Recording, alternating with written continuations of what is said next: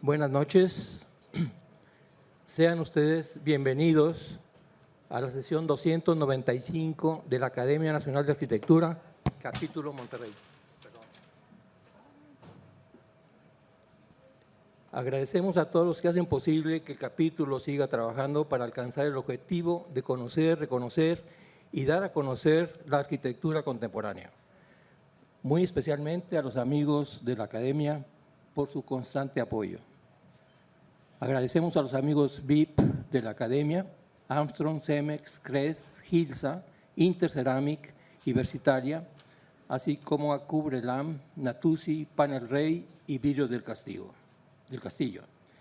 Antes de seguir, cedo la palabra a la licenciada Dafne Moyano de Interceramic, que nos va a dar un mensaje sobre Interceramic en tu universidad. Hola, buenas noches. Interceramic, amigo de la Academia, los invita a participar en sus cursos para las universidades. No sé si puedas poner la presentación. Se trata de un curso teórico y práctico para estudiantes de arquitectura de cualquier semestre. Es un curso de materiales de instalación y de productos cerámicos y porcelánicos. Aquí, bueno, hemos estado tanto en el aula, esto es para todos los que son catedráticos, está abierto para la fecha que ustedes dispongan, de lunes a viernes, también nos acomodamos en los horarios. La duración es de 3 horas, es teórico y práctico, como les comentaba, nosotros llevamos todos los materiales y la verdad está padrísimo, ya sea que sea en el aula o también en nuestro centro de capacitación que está en Insurgentes, al lado de Arca Continental. Entonces, a veces hay universidades que han elegido que sea en sábado y nosotros mandamos el transporte para llevar a los alumnos al centro de capacitación y ahí se hace el curso, o vamos nosotros a hacerlo directamente a su universidad y ahí se dan las 3 horas del curso. Entonces, la verdad, está muy padre, es sin ningún costo y pues está muy atractivo para los alumnos y ver todo lo que es los materiales de instalación y las mejores prácticas y usos. Muchas gracias y estamos a sus órdenes.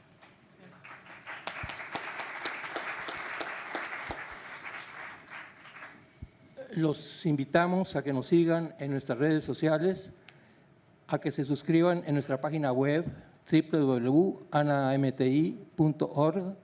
y a nuestro canal de YouTube, donde pueden consultar todas nuestras sesiones. Siendo las 19 horas 10 minutos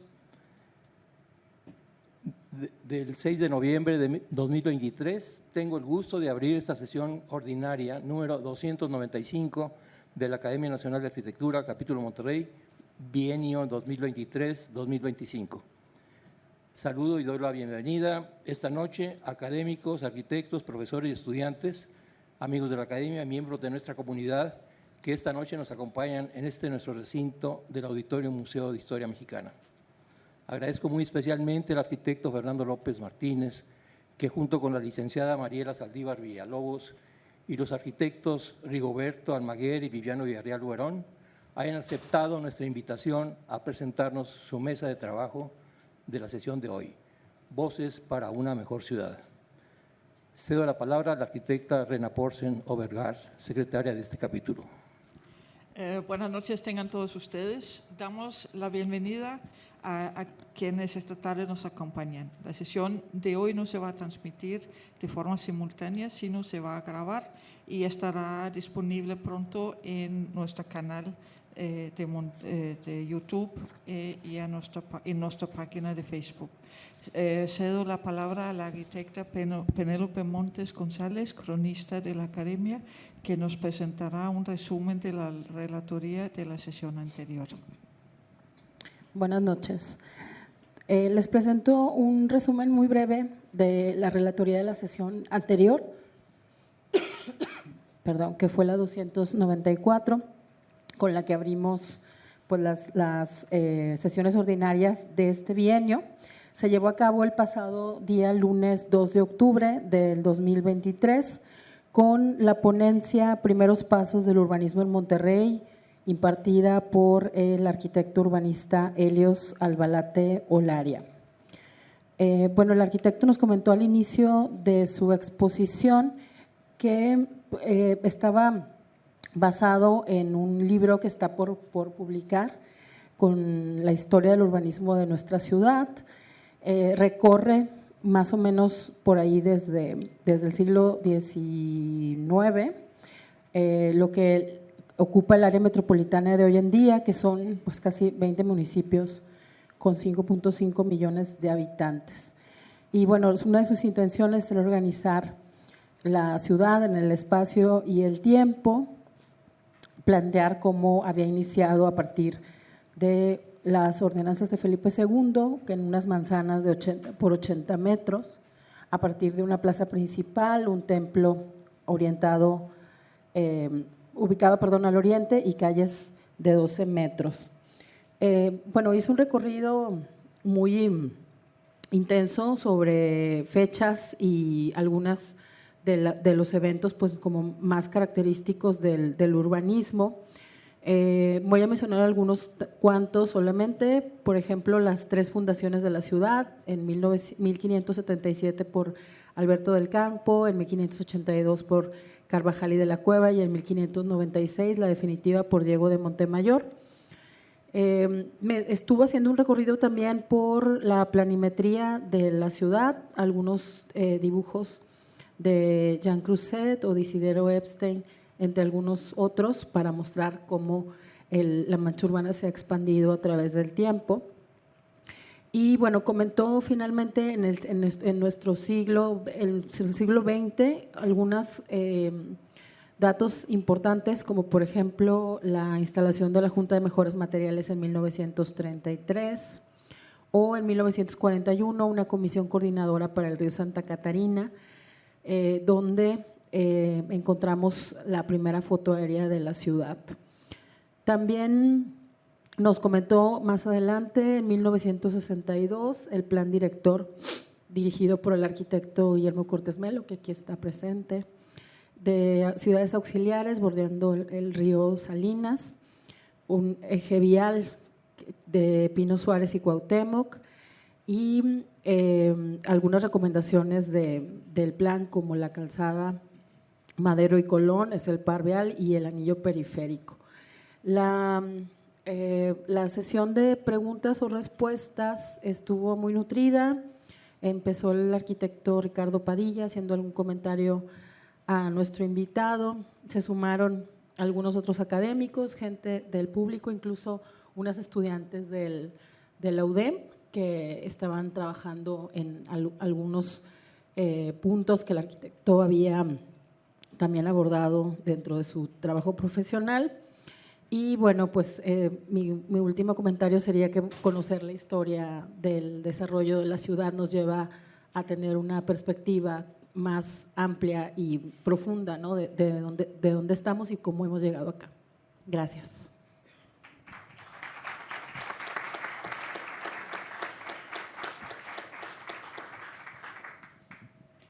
A continuación voy a leer una breve semblanza de nuestros invitados. Mariela Saldívar Villalobos es licenciada en Relaciones Internacionales con grado de excelencia académica por el Instituto Tecnológico y de Estudios Superiores de Monterrey. Tiene su maestría en Negocios Internacionales por la Thunderbird School of Global Management, maestría en Análisis Político y Periodismo por la Escuela de Gobierno y Transformación Pública del ITESM. Actualmente es Fellow del Centro para el Desarrollo, Democracia y Estado de Derecho de la Universidad de Stanford. Tiene otros estudios en la Universidad de Nottingham, en la Universidad de Georgetown y en el Instituto Tecnológico de Massachusetts. Del 2001 al 2012 se desempeñó en el sector privado en área de negociaciones internacionales. En el sector social, del 2012 a 2015 participó en organizaciones civiles a cargo de programas de combate a la corrupción y cultura de la legalidad. En el 2015 ingresó al servicio público como coordinadora de políticas públicas, como responsable de mecanismos de planeación, monitoreo y evaluación del Gobierno del Estado de Nuevo León. En 2017 fue diputada local del H Congreso del Estado de Nuevo León y reelecta en el mismo del 2018 al 2021.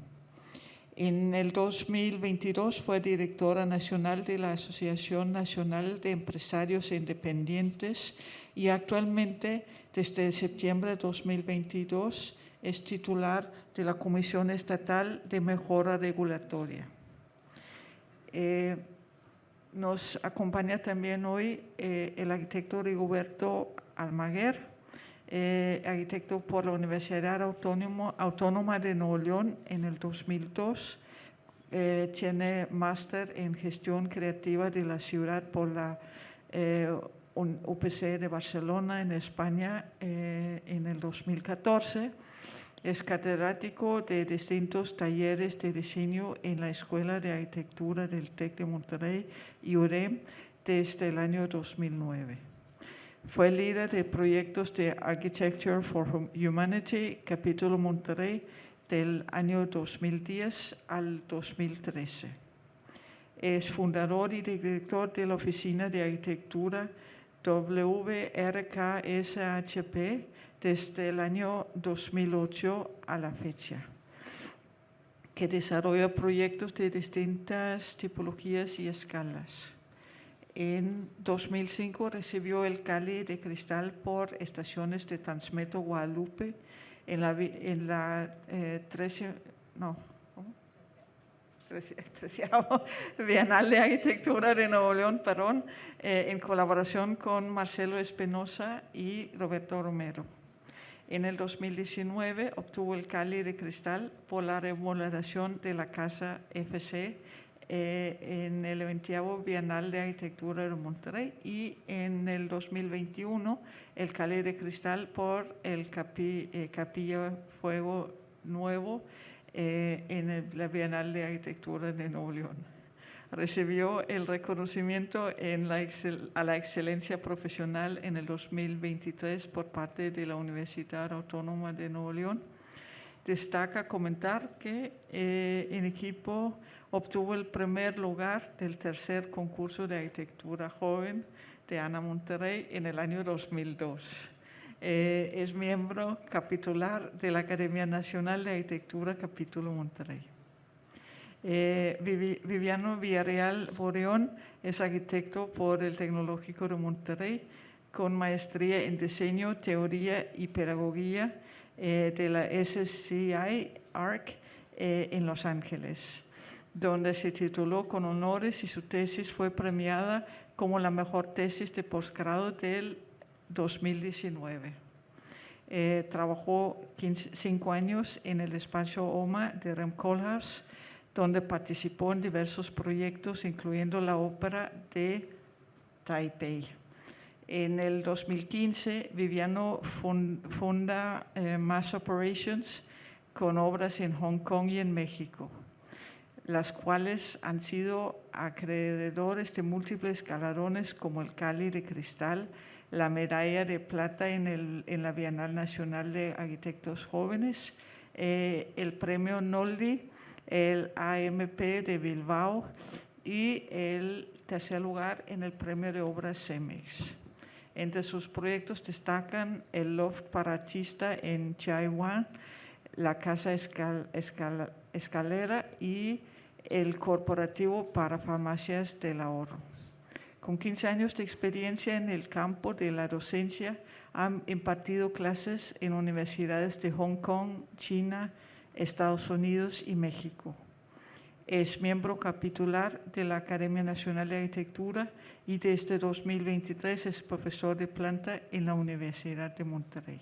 Bienvenidos, licenciada Mariela Saldívar Villalobos y los arquitectos Fernando López, Rigoberto Almaguer y Viviane Villarreal Boreón.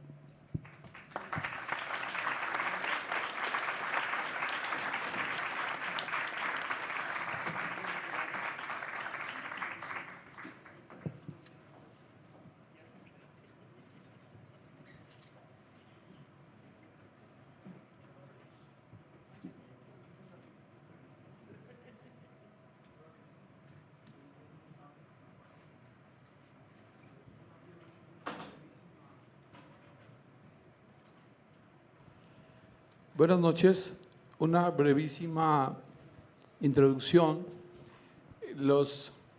Gracias por aceptar esta invitación, Viviano, Rigo, Mariela, en este nuevo formato de diálogos entre comillas breves, por una mejor ciudad.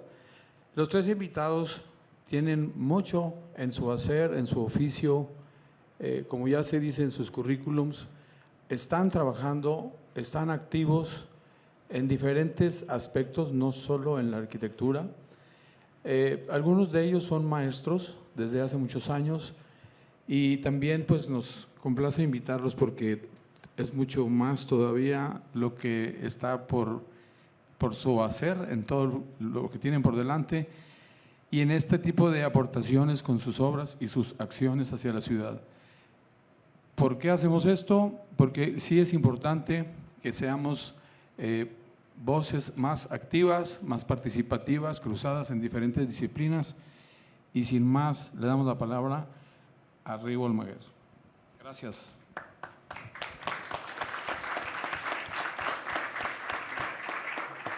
Buenas noches. Buenas noches a todos.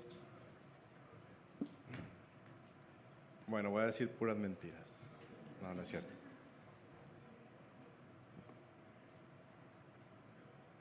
¿Dónde apunto acá?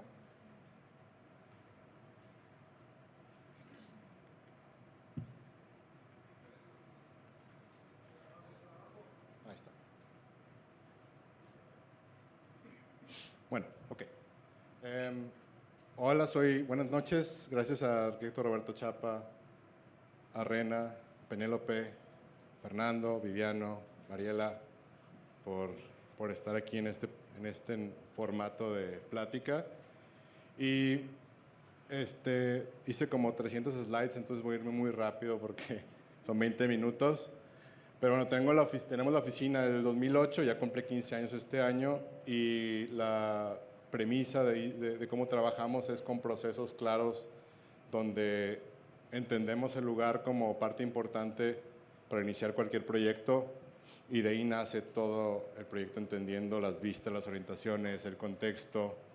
Y no voy a clavarme mucho, pero somos un equipo pequeño, somos 5 o 6 personas, a veces somos 3, a veces somos 6. Muchos de los que están aquí son exalumnos, y este día hicieron la broma de irse vestidos como yo, siempre voy vestido, casi siempre sí, ya les cambio la jugada todos los días, pero ese día me jugaron la bromita. Y hemos hecho proyectos de todas tipologías, centros comerciales, restaurantes, antros, casas, muchas, oficinas, centros corporativos, bodegas, naves industriales, estudios dentales, restaurantes. En fin, esto es como un resumen muy breve de todo lo que hemos hecho en la oficina. Y la iglesia creo que es el proyecto que más nos ha costado y estamos muy orgullosos de ella, aunque todavía no se acaba y creo que esos son proyectos como que duran infinidad de tiempo, esperemos que se acabe pronto. Entonces, antes de la oficina, mencionaban ahorita que hace 21 años me tocó estar aquí parado recibiendo un premio porque ganamos el concurso. Están muy pixeleadas pero son screenshots del video de YouTube que está ahí de la entrega del premio.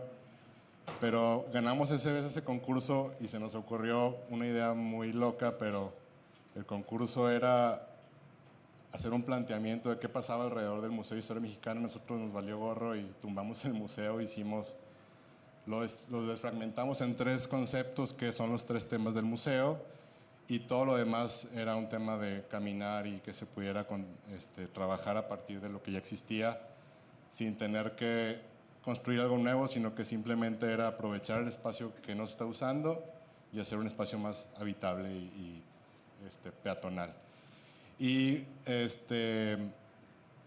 luego en el 2003, hace 20 años, me metí a otro concurso y quedé en segundo lugar, que también tenía que ver con la ciudad, y era imaginarnos el Monterrey del 2030, que ya nos faltan 7, 6 años, pero creo que estamos muy lejos de llegar a esto, pero se me ocurría hacer un museo a escala 1:1 en el barrio antiguo, llenar la macroplaza de cubiertas y hacer un corredor lineal desde la macroplaza hasta la Alameda, y pues hacer un estadio donde ahorita está el museo de béisbol, y hacer como conexiones verdes en todas las conexiones ya preexistentes.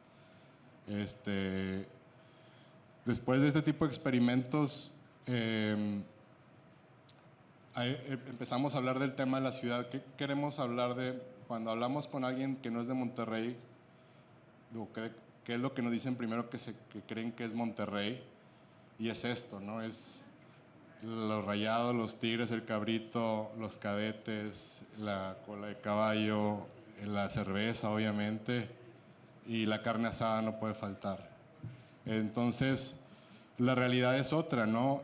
La ciudad ha estado creciendo. Bueno, esta es la gráfica que todos ponemos cuando hablamos de la expansión de la ciudad y cómo esto pues es un monstruo que no se puede detener por el tema de las mismas pues las mismas reglamentaciones de la ciudad han provocado ese tipo de cosas, y la avaricia de los desarrolladores que están haciendo la ciudad, lamentablemente. Y este es un zoom nada más del primer cuadro con el área ahí donde está el Parque Niños Héroes que es más o menos el centro. Y esto me recuerda un poco a lo que hizo Arquizoom en los 70s con la No Stop City, que era esta ciudad que se repetía, y era un proyecto utópico que pues, hablaba un poco de criticar ese tema del crecimiento desmedido sin orden, ¿no? Y también esta película de Jack Stati que se llama Playtime, donde está buscando, se encuentra con esta imagen de un complejo de oficinas, y es un poco lo mismo que está pasando en la ciudad.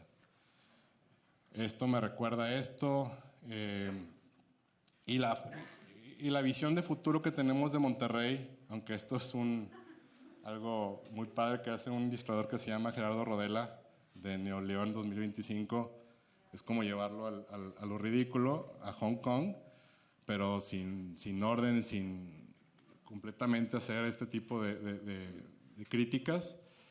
Y esto es lo que creo que todos nos imaginamos como Monterrey del futuro, o que la gente en lo particular, todos creen que el futuro es hacer torres y hacer edificios y tener el edificio más grande de Nuevo León, o del México, o del mundo. Pero la realidad es esta, ¿no? ¿Qué pasa abajo de estos edificios cuando tenemos una ciudad con el edificio más grande de Latinoamérica y próximamente, posiblemente creo que es el siguiente edificio va a tener un poco lo mismo, el mismo tratamiento? Todos los accesos a estos edificios están planeados para el auto. No es complicado llegar caminando a cualquiera de estos proyectos, y estuve buscando, no encontré ningún edificio nuevo que tenga como bien resuelto este tema. Bueno, este no es nuevo, ya lo conocemos, pero la escala del auditorio al peatón es algo muy, muy, muy pesado. La escala que tenemos con la iglesia a un lado es completamente abierta, es muy humana, y la otra es descomunal, ¿no? Esto es lo que totalmente vemos en todos lados. Busqué en Valle Oriente, busqué en el centro, busqué en todos lados, y la mayoría de este tipo de edificios tenemos este tipo de situaciones, ¿no? Entonces, también tenemos buenas prácticas en algunos edificios, que nada más encontré este edificio en particular cuando estaba buscando los edificios que están ahí cerquita donde está Top, y que pues es una escala bastante amigable al peatón, no es la densidad que buscaríamos a lo mejor como para sacar provecho a nivel económico, pero tiene una planta activa con comercio, aunque no es el comercio que se buscaría, porque es una zona de consultorios y médica, pero se me hace muy padre la escala que tiene, y creo que este tipo de escala es muy natural para que una ciudad pueda respirar, vivir, que sea habitable, que la gente se conozca, que propicie este tipo de intervenciones. Está claro el proyecto de Pani, bueno, no es de Pani, pero más conocido por Pani, del Condominio Cero, que tiene esta base completamente comercial.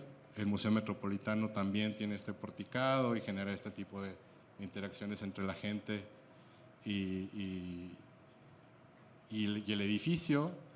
Y pues hay algunas intervenciones que están haciendo importantes en la ciudad que creo que van por ese camino de buscar ciudades con zonas con calles completas, con esta intención de hacer las zonas de 15 minutos, aunque todas estas están desconectadas unas de otras. Obviamente el tema de la vivienda inclusiva no está aplicado en estos proyectos, pero creo que son buenas intenciones en principio para ver qué podemos replicar y cómo se pueden después conectar entre ellas, ¿no? El Distrito Centro de Valle, el Distrito Casco de San Pedro, el Distrito TEC, que fue de los que empezó con este tema de hacer las calles completas y con el nuevo urbanismo, que el nuevo urbanismo pues, ya tiene 30 años.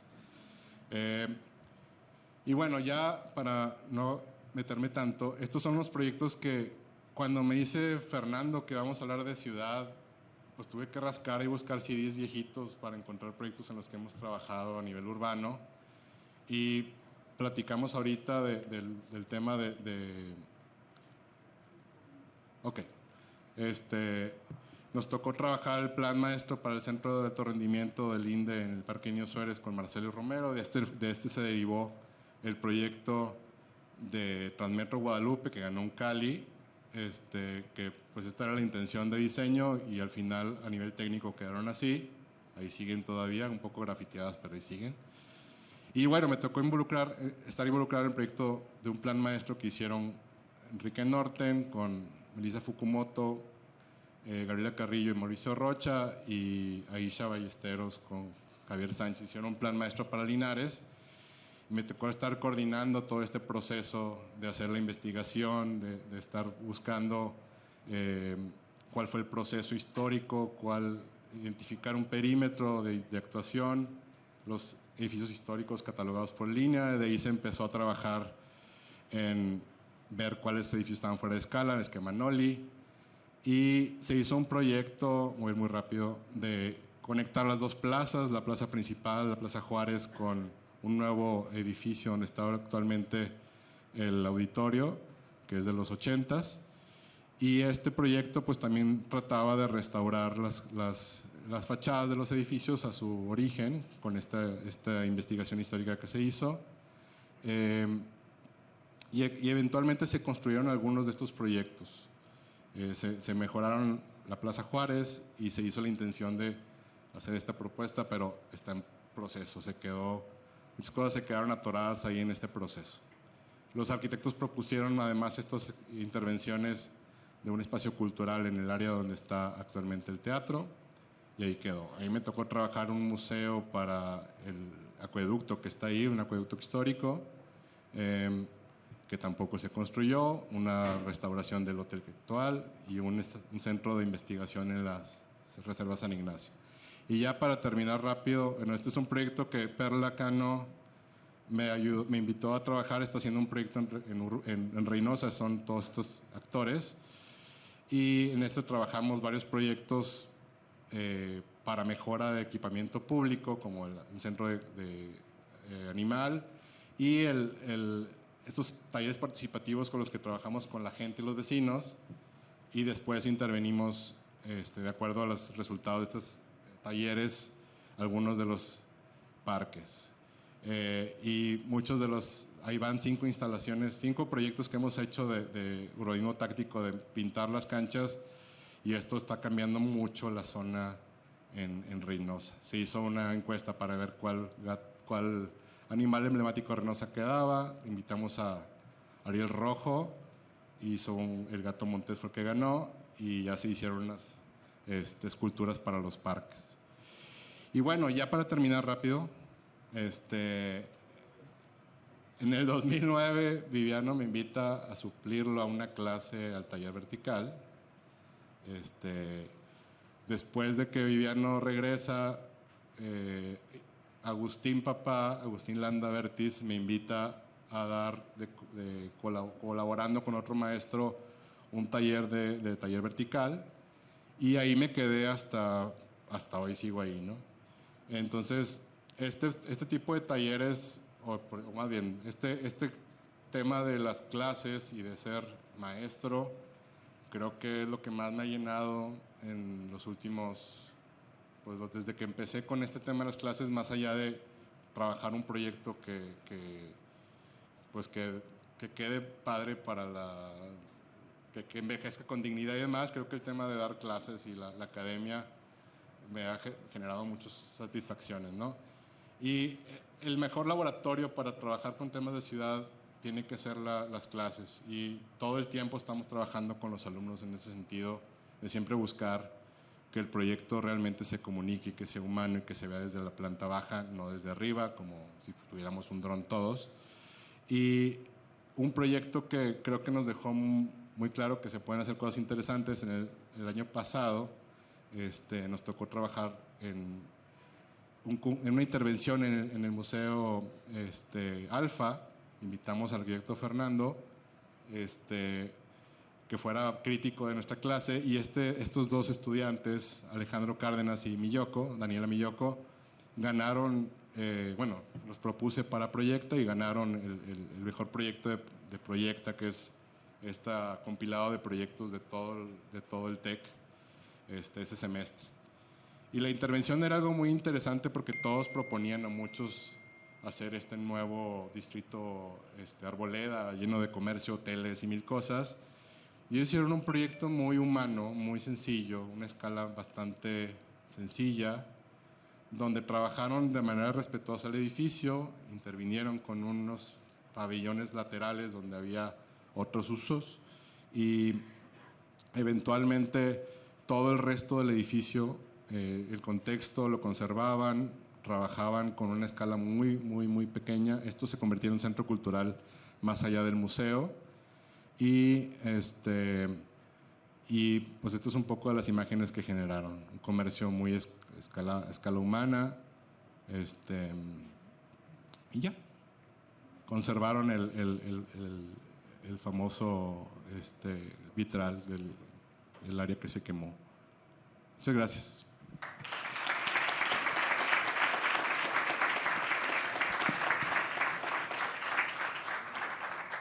Ahorita comentaremos incluso de este último proyecto, y de ese, cuando te refieres al arquitecto Fernando, te refieres a Fernando Garza Treviño, ¿verdad? Que fue el autor del proyecto del planetario. Continuamos con Mariela. Adelante, tienes la palabra. Gracias. Buenas noches. Antes que nada, quiero agradecer la invitación de la Academia Nacional de Arquitectura, capítulo Monterrey. Es un honor estar aquí como entusiasta del desarrollo urbano sin ser arquitecta. ¿Okay? Con una presentación un poco diferente, porque como podemos ver y como hemos visto en varias sesiones aquí en la Academia Nacional, pues, ¿qué se habla? ¿No? De cómo hacer construcciones, espacios más estéticos, más amplios, más funcionales, mejor construidos, mejores materiales, una ciudad más ordenada, accesible, asequible, ¿no? Con vivienda asequible, que haya más pluralidad. ¿Y por qué no lo estamos viendo en la ciudad? Con más espacios verdes, caminables, mejor transporte, densidad. Pero ¿por qué no lo vemos? ¿Qué está pasando? Entonces, mi presentación va más encaminada a cómo incidir para que todo lo que platicamos aquí suceda, cómo incidir de manera más efectiva, y por qué no parar las cosas que no nos gustan, como los permisos eternos, trámites y servicios, actos de corrupción, como una vez lo dijo el arquitecto Ricardo Padilla, las aportaciones buena onda y mala onda, ¿no? Que también lo presentó aquí hace un par de años. ¿Cómo hacerle? Porque todo esto lo queremos ver en la ciudad y hay cosas que no queremos ver. Entonces, de eso se trata mi presentación. Pero antes de eso, quiero hacer 3 notas para explicar un poco desde dónde lo estoy diciendo. Lo primero que quisiera decir es que yo soy realmente una ciudadana de a pie. Hasta los 25 años de edad tuve un automóvil, me crié en la ciudad de Saltillo, vivía en el centro de la ciudad, todos mis traslados los hacía a pie, me encantaba estar en la Alameda, me encantaba disfrutar de los arcos, de las fachadas de estilo barroco, y por eso quizás ahora me la paso caminando en Parque Fundidor, en el barrio antiguo, y también me indigna ver lo que está pasando en la ciudad. Lo segundo es que, bueno, como lo comentaron al principio, tengo una formación académica, trabajé la mitad de mi vida en la iniciativa privada, en proyectos de negociaciones internacionales. Mi vida era muy parecida quizás a la de ustedes, la mayoría de los ciudadanos, levantarse temprano, ir a trabajar, pegarle al métrico, llegar en la noche bien cansada después de manejar toda la tarde en el tráfico y volverme a levantar al siguiente día para repetir la historia. Y un día me cansé. Un día me cansé de ver todos los días, abrir el periódico y ver cómo se va deteriorando nuestra ciudad y cómo algunos políticos se enriquecen de manera inexplicable y todos los casos de corrupción que nos propinan todos los días. Y un día me cansé y renuncié a mi carrera en la iniciativa privada, me iba muy bien y bueno, ingresé al servicio público, he sido 2 veces diputada local, 2 veces he estado a nivel subsecretaría, pero me gustaría decirles que esta presentación la hago en calidad de ciudadana, aunque actualmente tengo una posición pública, y desde ahí les voy a hablar, ¿okay? Hablando del conocimiento de lo público, pero como una ciudadana más de esta ciudad, ¿okay? Bueno, sin más preámbulo, 5 ideas para incidir más y mejor en construir una mejor ciudad. La primera es decirles que no todo son las políticas públicas. Este esquema que estoy poniendo aquí no es mío, es de Antanas Mockus. Lo presentó en el libro Antípodas de la Violencia cuando trataba de explicar qué políticas públicas en materia de seguridad habían sido exitosas en Colombia. Y dice, bueno, tú quieres cambiar el entorno, son 3 anillos, 3 etapas. Primero, una formación de la conciencia, lo que se hace en las universidades, por eso felicito a mis compañeros de mesa, Viviano y a Rigoberto, que son maestros, más muchos que son de aquí, porque ahí es donde se empieza, que empecemos a distinguir entre el bien y el mal. Pero cuando eso falla, la segunda etapa, digamos, es el rechazo social, el temor al rechazo social, nuestras normas sociales, y ahí es donde puede hacer mucho la Academia Nacional de Arquitectura, el gremio. Imagínense que así como se premian las mejores construcciones, los mejores espacios, los más funcionales y los más seguros, nos tomáramos un tiempo para reflexionar qué fue lo peor de estos 2 años. ¿Se imaginan?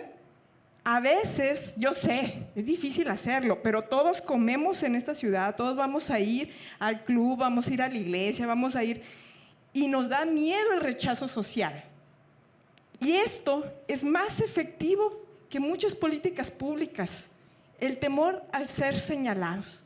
Entonces se los dejo como reflexión, digo, mi presentación se centra en lo tercero, de cómo mejorar las políticas públicas y lo formal, que son las normas jurídicas, que es el temor a que alguien te vaya a sancionar de manera formal por la aplicación de una ley. ¿Okay? Entonces, nada más les quería decir, no todos son leyes, mucho es el temor al rechazo social, a que nos señalen como nuestro comportamiento legal, pero no ético o no profesional.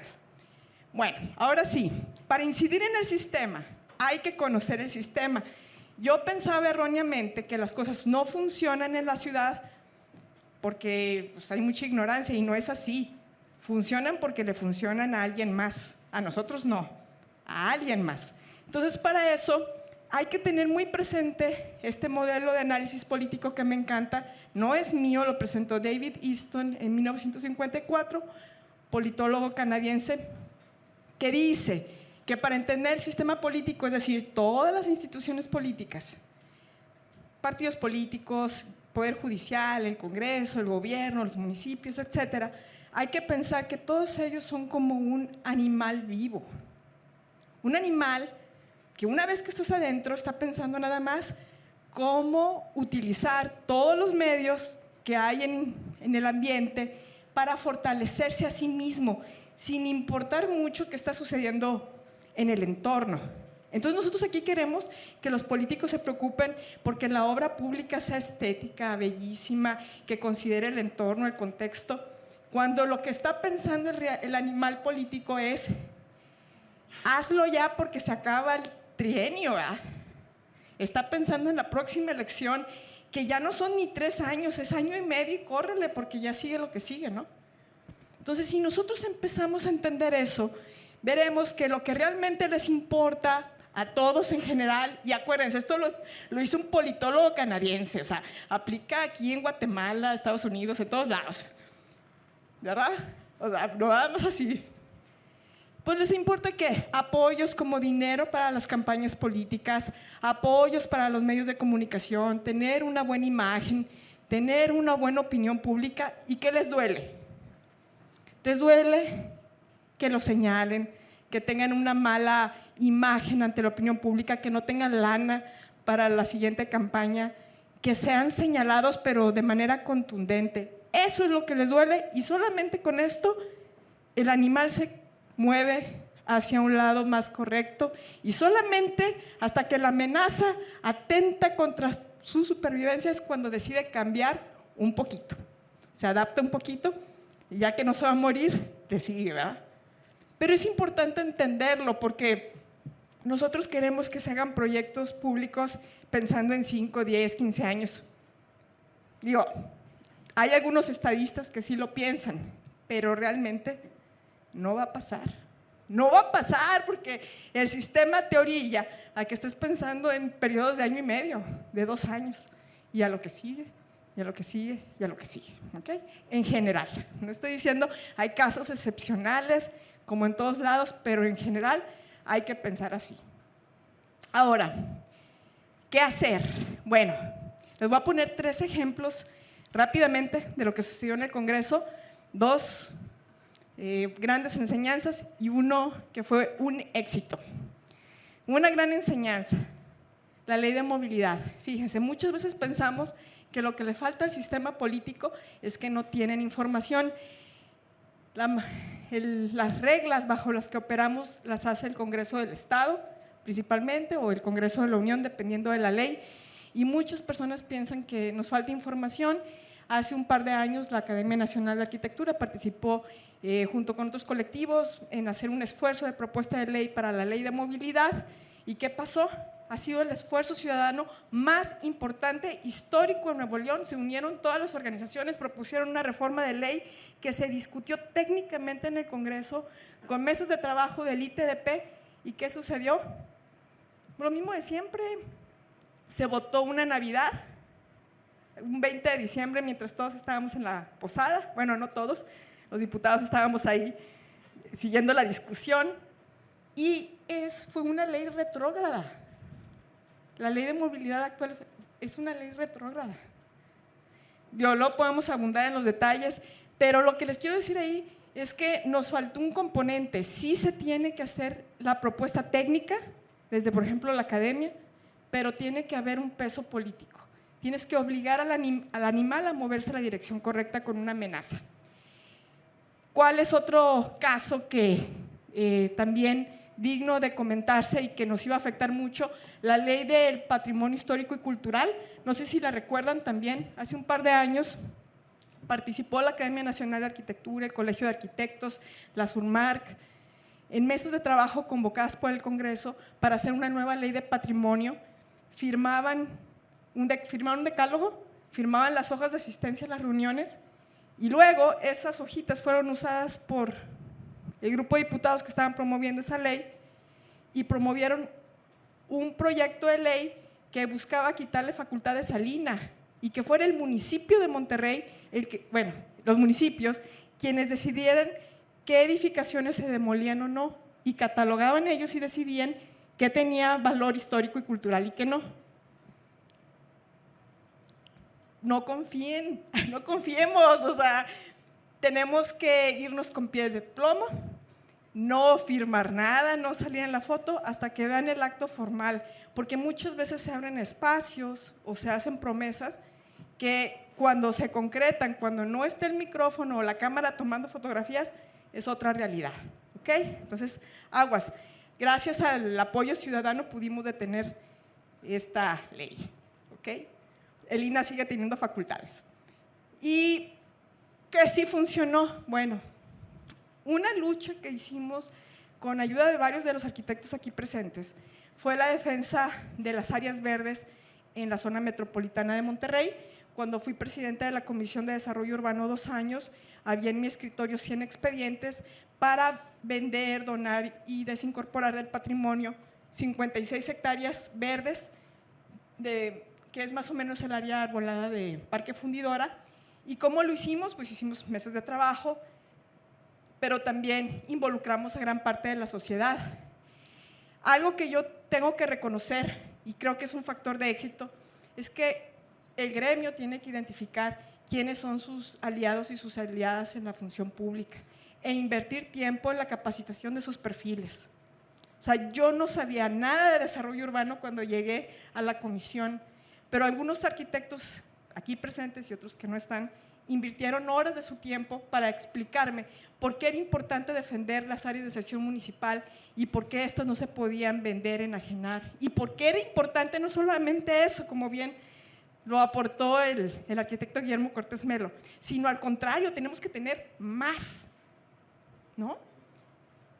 Pero eso fue una inversión que hicieron varios arquitectos. También la participación del gremio de manera contundente en las mesas de trabajo es importantísima. Hay veces que nos da miedo participar, hay veces que no queremos decir las cosas como son. Es importante hacerlo. Estas son algunas fotografías de la ley, de la discusión de la ley de asentamientos humanos. Hay que participar, pero también ser muy claros en qué se vale y en qué no, porque hay veces que son tantos temas y se explican de manera tan técnica que luego la sociedad no entiende el riesgo al que estamos presentes o lo que se está proponiendo empujar, ¿verdad?, para mejorar la ciudad. Me acuerdo que en esta discusión nos perdíamos entre tantos conceptos, pero cuando defendimos las áreas de sesión municipal, tratamos de simplificar el discurso diciendo estamos protegiendo que no se privaticen los parques. Obviamente es un lenguaje muy reducido porque las áreas de sesión es espacio público, se utilizan para equipamiento urbano, pero al hacerlo así pudimos generar la atracción política que se necesitaba. Los vecinos empezaron a sumar, la prensa se empezó a sumar. A partir de que nosotros seamos más concisos y más claros en nuestra propuesta y también en advertir cuál es el riesgo, es como podemos generar que se sumen otros actores y actores de la sociedad. Estas vecinas que ven aquí, que se ven, bueno, están así con el tapabocas, son 6, 7 vecinas del sur de Monterrey, es el terror de la Comisión de Desarrollo Urbano del Congreso.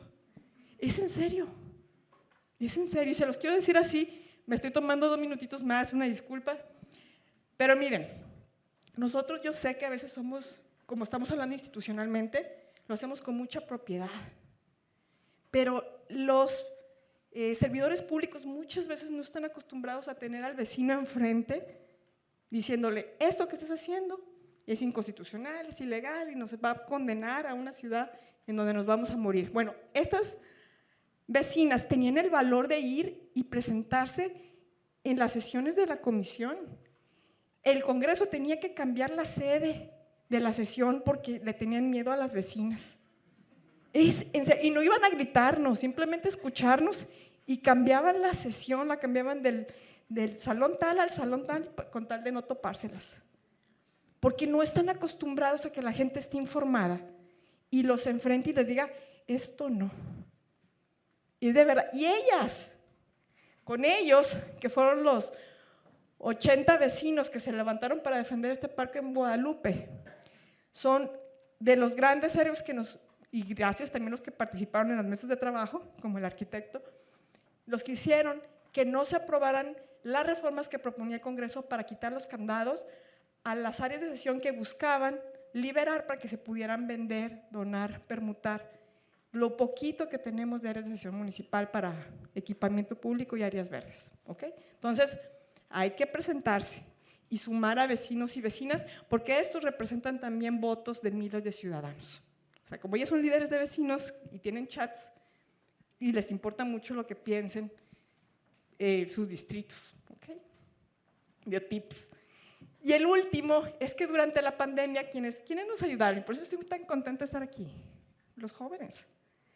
Hicimos defensas súper importantes, ya no les tocó lo que fue la defensa de áreas verdes, pero sí en materia de derechos humanos, gracias a que se sumaron en línea a sesiones, a webinars, y nos ayudaron a parar algunos retrocesos en materia de derechos humanos en el Congreso. Entonces, mi recomendación es sumar a las nuevas generaciones, usar la tecnología para que estos mensajes que tienen como gremio puedan llegar a sectores más amplios y ahora sí, cumplir con el factor técnico y el peso político.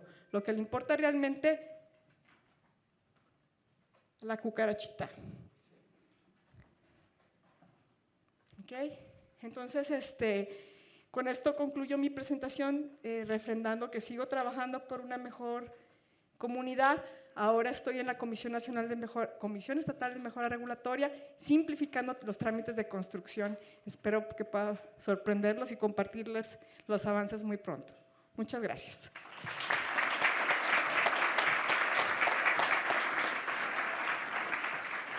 Muchas gracias, Mariela. Me robó un minuto intermedio. Primero, para decirles que ojalá tengan algunas preguntas, para lo cual nos pueden pasar algún papel. Alguien nos va a poder apoyar para recoger papeles. Y si no, al final, a los tres les vamos a hacer preguntas. Se sugiere que sean preguntas breves y claras. Es incómodo. Existen las cacerolas, los plantones, vamos a hacer una carta, vamos a juntarnos. Todos pertenecemos a algún chat en donde alguien se queja que van a construir no sé qué elevado, que van a quitar no sé qué parque. Y pareciera que hay participaciones expertas en los chats y pareciera que con el simple hecho de escribirle una frase en el chat, que le digan esto al gobernador, que la academia haga esto, que el colegio haga esto, que la ley diga esto. Entonces pareciera que con el simple hecho de soltar ese chat ya se descansa y mañana aparece resuelto el problema, ¿no? Creo que estamos acostumbrados a que ha sido muy cerrado a veces el reglamento, la institución que regula lo que construimos. Algunos participamos en consejos ciudadanos, muchos de aquí, es tiempo voluntario, ¿verdad? Siempre. Y sabemos la dificultad de todo eso. Por eso es que sí conviene tejer esta intención muy arquitectónica, que no se trata de que sea una ciudad bonita. Nos estamos perdiendo la oportunidad de hacer la mejor ciudad que podemos hacerla. Cada lote, cada proyecto que hacemos, cada obra que se hace, que hacemos o que otros hacen, ocupa un espacio de la ciudad y con ese puede hacer barrio, puede hacer buena ciudad o puede hacer todo lo contrario. También nos quejamos porque hay deterioro de patrimonio histórico y parece que no hemos aprendido a construir o a aumentar la densidad en zonas de patrimonio histórico. Hay muchas preguntas, ustedes las van a hacer. Perdón por esta interrupción. Yo veo a Mariela como a Rigo y a Viviano en lo que hacen. Tengo la suerte de conocer lo que hacen. Y veo que caminan, disfrutan la ciudad. Mariela camina mucho por la ciudad y pareciera que todos los días la defiende.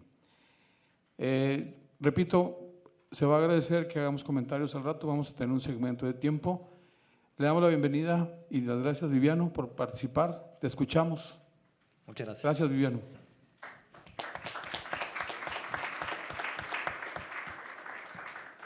Bien, muchas gracias, Fernando, y muchas gracias a toda la mesa directiva de la Academia por esta invitación. Para mí es un honor estar en este escenario donde ha habido tanta arquitecta y arquitecto tan reconocido. Bueno, a mí Fernando, cuando me invitó, me dijo pues, muchas cosas, pero entre ellas, una de las cosas que me dijo, queremos saber a ti qué te mueve. Y se estuvo hablando de los jóvenes y veo muchas caras conocidas. Me gustaría saber, levantando la mano, ¿cuántos de aquí son estudiantes de arquitectura? Bien. Les quiero compartir el resto. ¿Qué es lo que me mueve? Me mueven muchas cosas, pero una cosa que yo le comparto a mis estudiantes el primer día de clases es este video que a mí me mueve. Philip Johnson was awarded the very first Pritzker Prize in 1979 and also won the American Institute of Architects Gold Medal in 1978. He had a profound influence on many architects. He cared deeply about the evolution of his profession. One man he admired greatly was Frank Gehry, who is most famous for his Guggenheim Museum in Bilbao, Spain.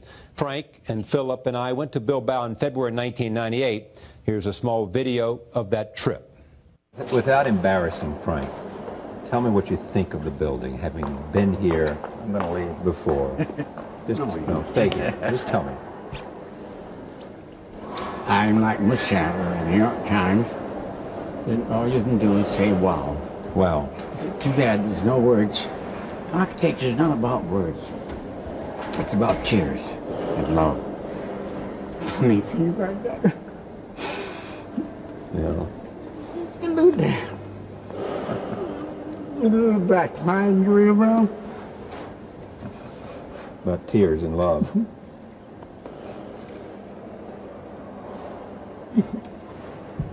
I get the same feeling in the nave of the church cathedral. Same thing in the country. Same tears. It overwhelms because of its... It's called...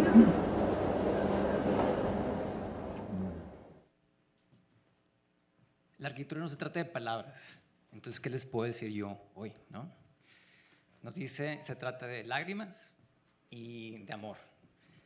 Y yo les pongo el ejemplo a mis estudiantes que imaginen a alguien que ustedes no quieren, que odian. Imagínenselo. Y ahora diseñenle una casa. No se puede. Porque yo creo que el diseño tiene que venir de un lugar de amor, de cuidado, de cariño. Y tenemos que cuidar y querer nuestra ciudad. Y ahí estamos participando todos. Y la arquitectura tiene el poder de hacer eso, de conmovernos, ¿no? Pero nos recuerda Koolhaas que la arquitectura también tiene este poder, porque ese muro es arquitectura. Y ahí estamos trabajando como arquitectas y arquitectos, entre esas dos lágrimas, ¿no? De cada lado. Cuando Fernando me dice, y tuvimos un par de pláticas de qué se iba a tratar, me dice, bueno, queremos saber tú qué estás haciendo para mejorar la ciudad. Y dije, híjole, tocó examen, ¿no? Es como cuando llega el maestro y dice, a ver, pop quiz. Entonces presento un par de perspectivas de cómo pienso yo que yo intervengo en mi labor como diseñador y como arquitecto en la comunidad en la que yo estoy en algún momento, ¿no? Estoy en esta ciudad o estoy en otra. Laboramos de repente en muchas ciudades, ¿no? Para mí es bien importante la distinción del modelo académico y el modelo del taller. Aquí ven algunos de mis maestros que tuve la fortuna de tener clases con ellos. Y arriba son maestros en la academia y abajo son maestros en mi oficina. Yo estuve trabajando con estas personas, aprendiendo con el modelo del taller, cuando éramos todavía arquitectos que éramos más relacionados con los artesanos. Y aquí están algunos de mis héroes, ¿no? Blondel, William Robert Ware y Buckminster Fuller. Todos practicantes, todos maestros. Blondel hace uno de los primeros libros que pone en letras cómo debe ser un currículum de arquitectura. William Robert Ware en MIT hace el primer currículo académico de universidad para educar arquitectos, 1865 por ahí. Sus estudiantes le hacen esta lápida en honor a él. Por sus esfuerzos fue corrido de la universidad. ¿Sí? Un tema político. Y bueno, Buckminster Fuller, un genio o un loco del siglo XX, que seguía este lema de más con menos. En cuanto a la academia, si vemos los años que tenemos desde las pirámides hasta la fecha, son casi 5,000 años, el casi 90% de ese tiempo estudiábamos en un taller, en una academia. Entonces este modelo académico, y no hablo de esta academia, sino el modelo de estudiar en una universidad, es una cosa nueva. Y yo veo un problema porque yo veo que aquí está la esfera de Vitruvio, que nos dice que para ser arquitectos hay que ser expertos en todos estos temas, geometría, física, medicina, música, filosofía y demás. Y los estudiantes con los que yo tengo contacto estos días piensan que ser experto es en esto, ¿no? Saberte los softwares. ¿Dónde está el conocimiento? ¿Sí? Aprender a usar herramientas no es ser experto en el tema. Entonces, así parto yo con el tema de empezar a dar clases, que desde que me gradué del TEC doy clases, y le puse este nombre de Cátedra Más, pues hacemos todo lo que tiene que ver con no arquitectura, digamos, que incluye visitas a obras, incluye viajes de estudios fuera, incluye las clases de taller de diseño, por eso se llama taller de diseño, por cierto, por el modelo del taller. Y hago ejercicios con mis alumnos como estos, se van a ver la primera semana una película y se van encantados, se me encargaron de ver una película. Y luego tienen que hacer un diagrama de algo que fuera imposible entender de esa película si no es a través de un diagrama y que explique 6 cosas de esa película, ¿no? O sea, vimos algunos ejemplos como la trama verdadera de Inception o los elementos principales de la película de Memento, si la han visto, una película complicadísima. Y después de contar historias a través de diagramas, hacemos ejercicios de contar historias a través de axonometrías o isometrías, Para el taller de urbanismo, hablando de la ciudad, veíamos ciudades en películas. Entonces, cualquier espacio habitable puede ser una ciudad. Aquí vemos Odisea en el espacio 2001, y ahí está HAL tratando de matar a los 2 astronautas. O Blade Runner, una sola imagen, un solo dibujo contando muchas historias de una ciudad. No tenían que ser películas, podían ser también textos, por ejemplo, los textos de Platón sobre la Atlántida. Ahí está abajo el Minotauro, está el apuntador, ahí está el Minotauro. Y estos ejercicios, que es como en el gimnasio, saltan de repente a proyectos reales. En el verano de la pandemia hubo un proyecto en colaboración con varias universidades y nos invitaron en la UDEM a participar, a pensar en la ciudad post-pandémica, ¿sí? ¿Cómo veíamos la ciudad después de la pandemia cuando estábamos en el primer verano de la pandemia? Entonces atacamos el primer cuadro de Monterrey con una axonometría y la dividimos en 9 cuadrantes, con 9 temas diferentes que hablaban del futuro de la ciudad después de la pandemia. Diseño de huertos urbanos, el diseño interior de departamentos. Ahí unos de mis alumnos diseñaron unas chapas que se abrían con los codos, que están muy interesantes. El diseño de las nuevas prisiones. Y entonces al final entregamos lo que nos pedía el taller, que era una sola imagen por equipo de alumnos que hablaba de la ciudad post-pandemia.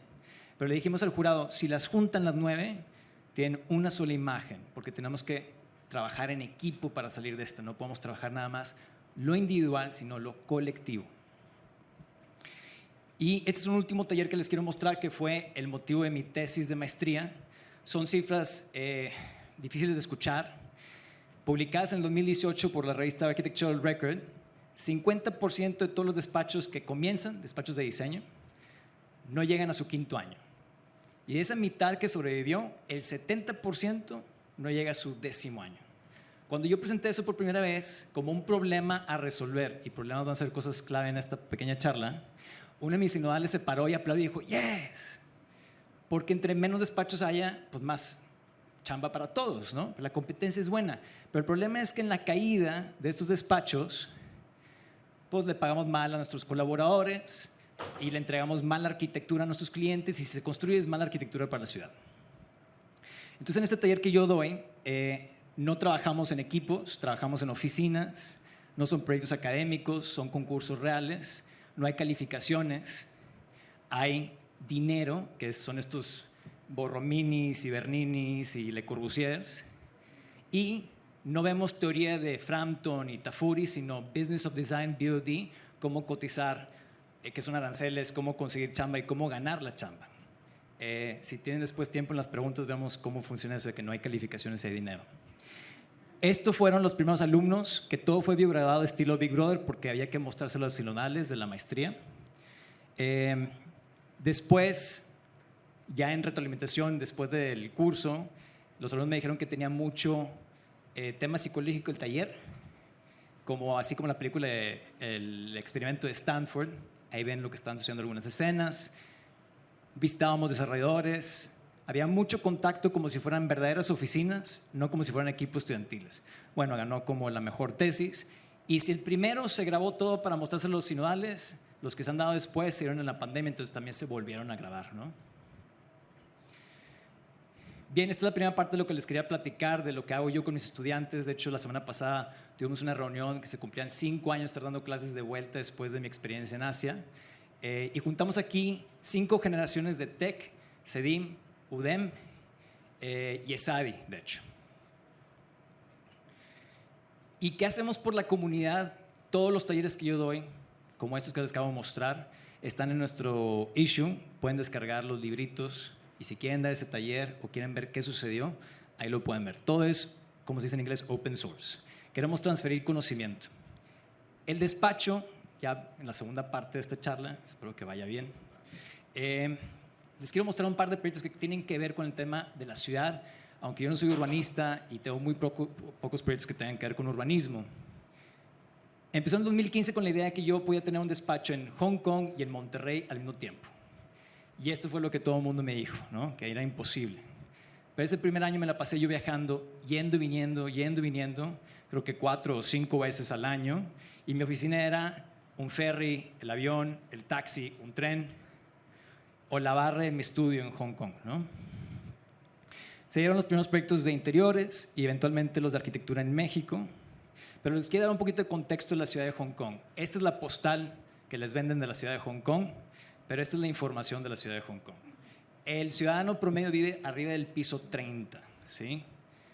Esto es más o menos unas cifras de México por una vivienda de interés social, 40 metros cuadrados de construcción, más o menos $500 cada metro.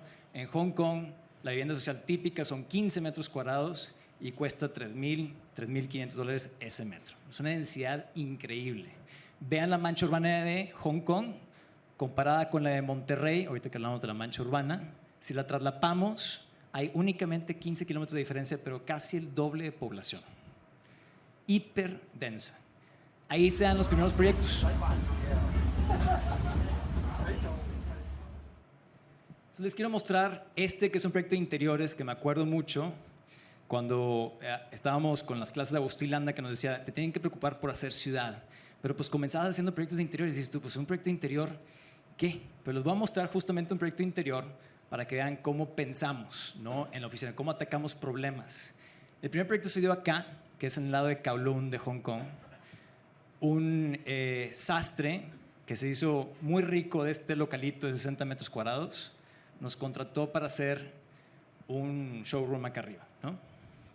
Y cuando vimos el showroom nos dimos cuenta que eran 2 unidades puestas juntas y al tener 2 unidades te queda una columna al centro. ¿Qué vamos a hacer con la columna protagonista, no? Ese era el problema. Pues decidimos repetirla, hacer especie de nube alrededor de esa columna y eso nos dio una simetría para el local. Y entonces, de ser un problema, esa columna central se volvió el ícono o el espacio principal o importante del proyecto, ¿sí? Esa es la filosofía con ese proyecto que encontré para la oficina. Resolver problemas y generar oportunidades. Y esa es la manera en que trabajamos. Les muestro ahora sí un proyecto aquí en Monterrey, una casa. 5 minutos, muy bien. Que una casa, cómo te relacionas con la banqueta, es extremadamente político y tiene que ver con la ciudad, ¿no? Invades o no, te abres o no, te cierras o no. Y vean, esos son los problemas que queríamos resolver, pero viendo el contexto, en San Pedro, estas eran las casas, ¿sí? Dijimos, pues no queremos cocheras. ¿Cómo puedes tener casi 20 metros de frente y es pura cochera? Vemos la importancia del vehículo, ¿no? Y quieren construir todo el terreno, dejar sin área de absorción, ¿no? Te alejas de las zonas de luz natural. Entonces pensamos el proyecto en corte y dijimos, bueno, vamos a escarbar una escalera para una segunda planta y vamos a levantar toda la casa, que flote, para que entre la luz natural. Al hacer eso encontrábamos un tercer nivel que resolvía el tema de que no tenía que ahora abarcar todo el terreno, que es un mezanín y que estábamos dentro de todos los lineamientos. Pues la obra comenzó, es súper bonito ver el acero subir, inclusive de hecho, bueno, ahí vemos el concreto en el desimbrado. Tuvimos que poner unos renders afuera porque los vecinos jamás habían visto una casa en acero así, pensaban que era una plaza comercial. Y así quedó el proyecto. Y ahora vean el contexto, vean las casas al lado. Las 2 vecinos son de 2 pisos y aquí tenemos 3, ¿no? En el mismo espacio, trabajando el corte, la luz que atraviesa desde la banqueta hasta el jardín, ¿sí? No es nada más una cochera que claro que tuvimos que poner el portón por temas de inseguridad, desafortunadamente. Ojalá algún día lo podamos quitar, ¿no? Y ahí está en su contexto. Rápidamente, un proyecto de un parque y luego uno más y termino, ¿sí? Los concursos, y yo no sé, a Mariela nos acabamos de conocer y no podemos platicar, yo no sé si participaste en pero este fue un concurso convocado por la autoridad para un parque ciudadano. ¿Por qué? Porque una organización no gubernamental que cuando vio que este terreno, que es lo que era un terreno, se iba a hacer un edificio de estacionamiento, dijeron, aquí no van a tocar ni un árbol. Se plantaron ahí y hubo un par de políticos, no sé si Mariela estuviste ahí involucrada, que lanzaron este concurso de diseño para el parque ciudadano y nosotros encantados participamos. Y como se llamaba el Parque Ciudadano, lo primero que hicimos fue entrevistar a los ciudadanos que estaban ahí alrededor. Y ahí, eso fue lo que nos dijeron que querían para el parque. Don Armando nos dijo que tenía una bomba para una fuente que nos la regalaba, ¿no? Entonces nos propusimos un reto, cómo respetar los árboles que están ahí, cómo organizar el programa del parque y cómo protegerlo con un solo elemento. Y esta fue la estrategia. Este es un elemento verde que metimos al terreno y quedó como quería quedar. Y luego organizamos todo el parque. Ese elemento verde Era el único elemento verde en todo el parque, porque el resto es arcilla, porque sabíamos que el costo de un parque no es construirlo, es mantenerlo, y el costo es el agua. Y 6 años después, ¿cómo la estamos sufriendo? ¿No?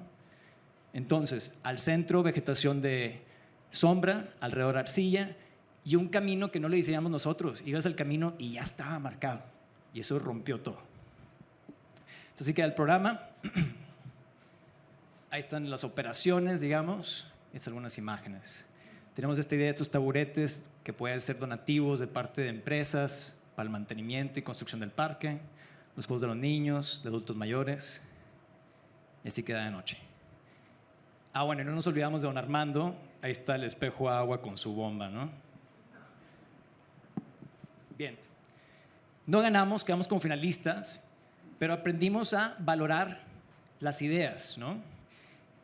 Y entonces les pongo, perdón, son 2 proyectos ya, ¿vamos bien? Les pongo este proyecto que jamás había mostrado yo, pero es bien importante, porque los concursos son bien difíciles. Renzo Piano dice, un concurso es como enamorarte de alguien en un periodo de noviazgo y luego que se case con alguien más, ¿sí? Y es muy cierto. Este fue el concurso en Perú del MALI, el Museo de Arte Latinoamericano, no recuerdo muy bien las siglas, y ellos tenían este edificio y querían enfrente hacer una extensión, pero esa extensión no se podía pasar de este nivel y no podía tapar el edificio original. Entonces dijimos, perfecto, vamos a hundirnos y hacemos un edificio que esté siempre volteando a ver el edificio original. Entonces se ve así, tenía un corredor que tenía que ver con la arquitectura peruana, era muy económica, la cubierta, luz difusa. No ganamos, pero me di cuenta que todos los que ganaron, esa cubierta que para nosotros era entrada de luz natural súper preciosa y bien económica, ellos lo usaron para espacio público y se nos olvidó. ¿Dónde quedó el espacio público en nuestra propuesta? Te da gusto perder concursos así cuando aprendes, que es lo bien importante. Entonces después, un año después, vino otro proyecto. Es el Corporativo para Farmacias del Ahorro. Y aquí acabo. Llegaron 3 clientes con nosotros y nos dijeron, queremos una torre de oficinas. Y dijimos, bruto. ¿Para quién? Para Farmacias del Ahorro. Y dijimos, ¿corporativo? Sí. ¿Y por qué quieren una torre? Pues porque le cabe al terreno. Y pues sí, pero es que de nada sirve una torre para un corporativo porque estás dividiendo todo tu equipo en 30 pisos. Es más, si tuviéramos el espacio para hacerlo todo en un solo piso, lo haríamos, como circo. Entonces les explicamos esto, que en su terreno, si hiciera una torre, estarían haciendo esto. Sería una gran fachada al poniente de Monterrey y en lugar de tener juntas en persona se van a mandar WhatsApps o emails del piso 3 al piso 20. Aparte el tema de eficiencia, el costo después del piso 6, etc. Le dijimos torre no, con miedo de que nos dijeran, ¿saben qué, muchachos? Pues nos vamos con alguien más, ¿no? Porque esto no fue concurso, esto fue asignación directa. Y nos dijeron, pues bueno, propongan, ¿no? Entonces, ¿qué propusimos? Propusimos un edificio bajo, con espacios bien conectados, donde se puedan dar colaboraciones espontáneas, ¿sí? Usamos el lado largo del terreno, que era muy malo. De hecho, en el número del master plan era el terreno 0, porque pensaban dejarlo como terreno que no se iba a usar. Y este bloque, que es lo más chaparrito que le podíamos hacer, lo abrimos para recibir la luz del norte, que como sabemos es la mejor luz de trabajo. Entonces se bifurca la planta y nos tapamos del sur y del poniente con parasoles metálicos. Los parasoles metálicos son caros, nadie los quiere pagar, pero te baja la incidencia de tu aire acondicionado como este. La forma de la planta bifurcada le proyecta una sombra al otro lado del edificio. No todos los días y no todo el día, pero suficiente para no necesitar más louvers y te ahorras pues, millones de pesos. Ahí se ve la forma esta bifurcada en acción, ¿no? Cómo está sombreado en un verano. Pero aquí empieza el tema del espacio público, la plaza. Al abrir la planta vimos la oportunidad de meter una plaza.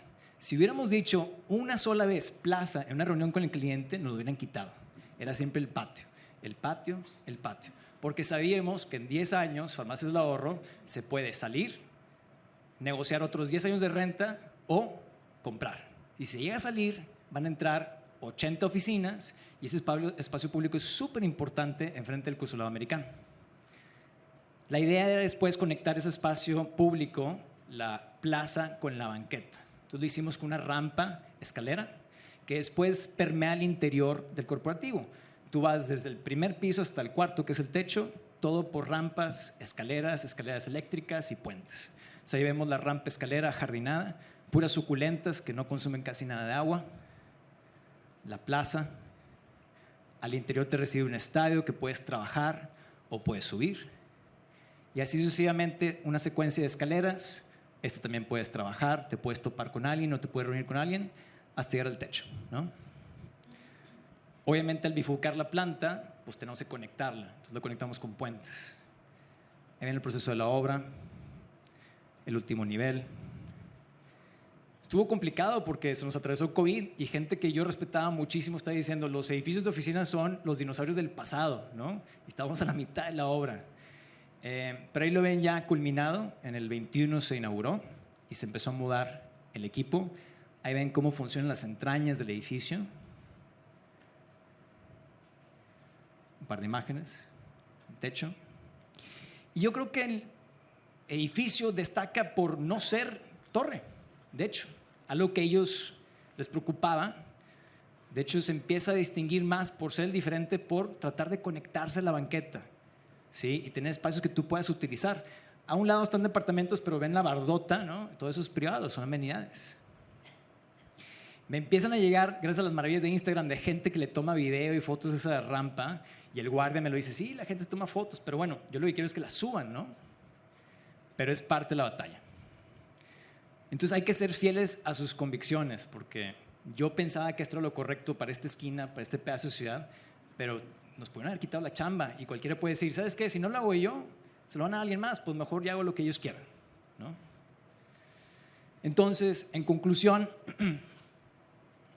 las partes que les fui mencionando de mi perspectiva como un arquitecto contribuye a la ciudad, aunque sea un interior o aunque sea una casa, ¿sí? Es resolviendo problemas, generando oportunidades, aprendiendo los errores, valorando las ideas, transfiriendo conocimiento. Y quiero terminar, creo que me lo salté, a ver, perdón, con el último proyecto que para nosotros es bien importante. Le hemos dedicado muchísimo, es hacer nuestra propia página. Como por 4 años no teníamos página, entonces 92 proyectos en 12 diferentes países, están todos en nuestra página. Pueden descargar los PDFs si quieren hacer un caso estudio, pueden descargar los planos. Estamos subiendo los modelos 3D. Ese es parte de un archivo al público, porque con esta idea, igual que en las clases, es de open source, ¿no? Fuentes abiertas. Bien, muchas gracias.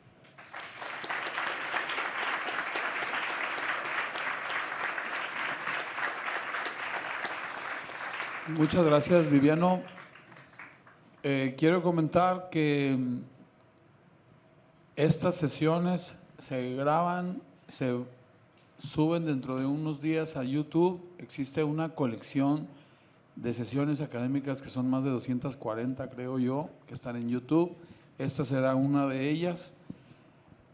También que sigan las redes sociales de Rigo, de Viviano, de Mariela, de la academia, Facebook, Instagram, lo que haya, y que ojalá sea también una manera de seguir dialogando de nuestra preocupación, interés para hacer de nuestra ciudad una mejor ciudad.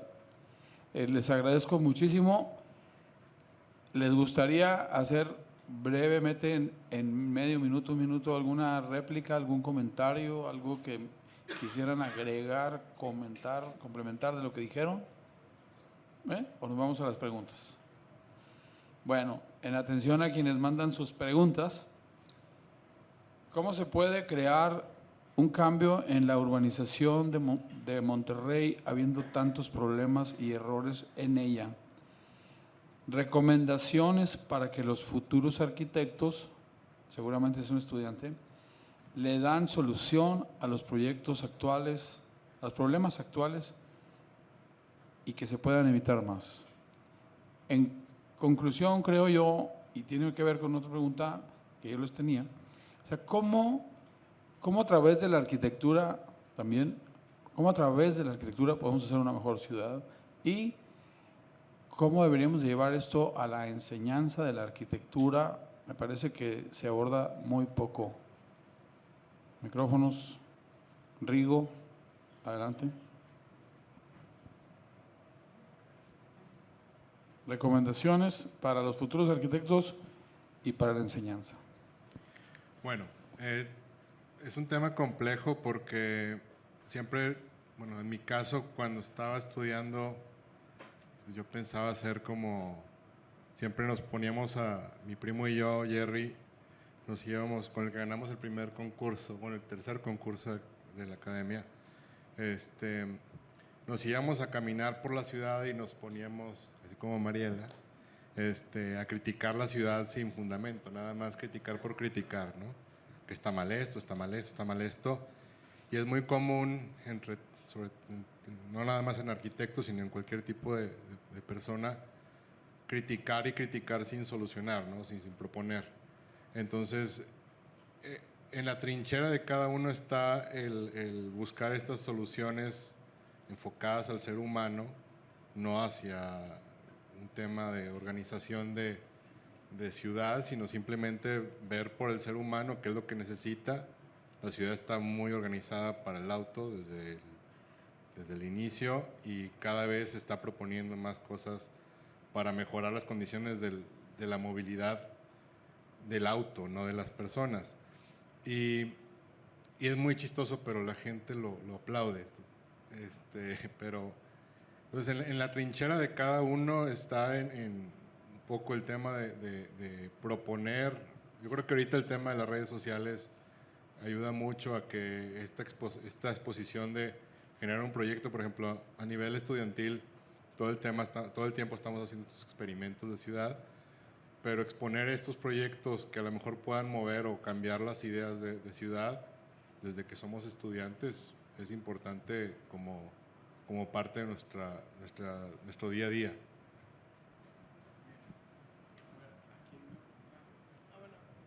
Pero yo quería comentar algo. Algo que quizás no enfaticé en mi presentación es que un factor clave es organizarnos. O sea, y no se necesita crear la gran organización con aportaciones, no. Organizarnos en una causa muy clara. Por ejemplo, con estudiantes universitarios nos tocó organizar en menos de una semana que el Congreso tumbara una reforma que iba a prohibir la educación sexual, el famoso PIN parental, que desde los padres de familia decían, no tiene que ver con arquitectura, pero es un ejemplo de organización. Se estaba promoviendo que los padres de familia pudieran vetar contenidos que fueran controversiales para menores de edad, desde el jardín de niños hasta la preparatoria. Y cuando entendieron los jóvenes que era un tema de un atentado contra su libertad de tener una educación sexual íntegra, completa, ¿no? Legal, universal, como marcan todas nuestras leyes, se organizaron en menos de una semana a hacer un movimiento anti-PIN parental y llenaron la página del Congreso, las redes sociales, con esta campaña organizada de diferentes colectivos universitarios. Entonces, les voy a compartir en mis redes sociales, si me buscan Mariela Saldívar, el link a mi informe de labores. Ahí vienen 5 hojas describiendo el caso, porque a veces no nos damos cuenta del enorme peso que tiene nuestra participación organizada. El problema es que si opina 1, 2 o 3, van y te clausuran tu negocio. Digo, ya hemos visto muchos casos de eso. Pero si somos 50, 100, 200, no saben a quién clausurar. Y ese es el poder que tenemos más ahora desde las redes sociales para empujar causas, para empujar deseos, para empujar demandas de lo que queremos ver en nuestra ciudad. ¿Okay? Nada más un apunte. Gracias. Pues ahí sí pudiera agregar algo. Yo creo que hay que involucrarse. No es fácil, es pesado, no es bien pagado. Lo hablaba con Juan Casas sobre la protección del patrimonio. Es súper mal pagado proteger y defender esas cosas. Pero hablando del enfoque, quiero poner otra vez en ejemplo Buckminster Fuller. Buckminster Fuller quería resolver el tema de la casa, una casa digna para todo el mundo. Y luego le dijeron, oye, pero espérame, ¿de qué sirve una casa para todo el mundo si no hay suficiente comida para todo el mundo? Dijo, vamos a resolver ese problema también. Y entonces se pone a investigar y encuentra que los mapas para contar kilómetros cuadrados de tierra agraria están distorsionados. Entonces luego se puso a solucionar el mapa, ¿no? Hay que tener cuidado porque no puedes solucionar todas las cosas. A lo mejor lo que tienes que solucionar es la banqueta enfrente de tu casa, ¿no? O una esquina, o un pequeño proyecto que traes. Y a mí me encanta Bucky Fuller, claramente, pero pues también por eso de repente no concluía muchos de sus proyectos. Dos cositas rápidas. Yo creo que todo el mundo está de acuerdo que violar la ley es violar la ley, ¿no? Pero, por ejemplo, nosotros en un proyecto en Tulum nos multaban una cantidad de X miles de pesos por no poner cajones. Dijimos, bruto, pues vamos a pagar todas las multas. Entonces, porque de repente te piden más cajones y luego se dan cuenta que no, ahora hay que bajar los cajones y tienen que seguir el dinero, el interés que tiene el dinero, ese animal del que hablabas tú, Mariela. Entonces, hay un diseñador, arquitecto, que convenció a Ford a través del dinero a hacer el techo verde más grande del mundo en los 90s, porque les dijo, ese techo verde arriba de tus naves te va a ahorrar 30% de electricidad. Son, no sé, 700 Ford F-150. ¿Qué hizo Ford? Construyó el techo verde, ¿sí? Entonces hay que jugar con el sistema por todos lados.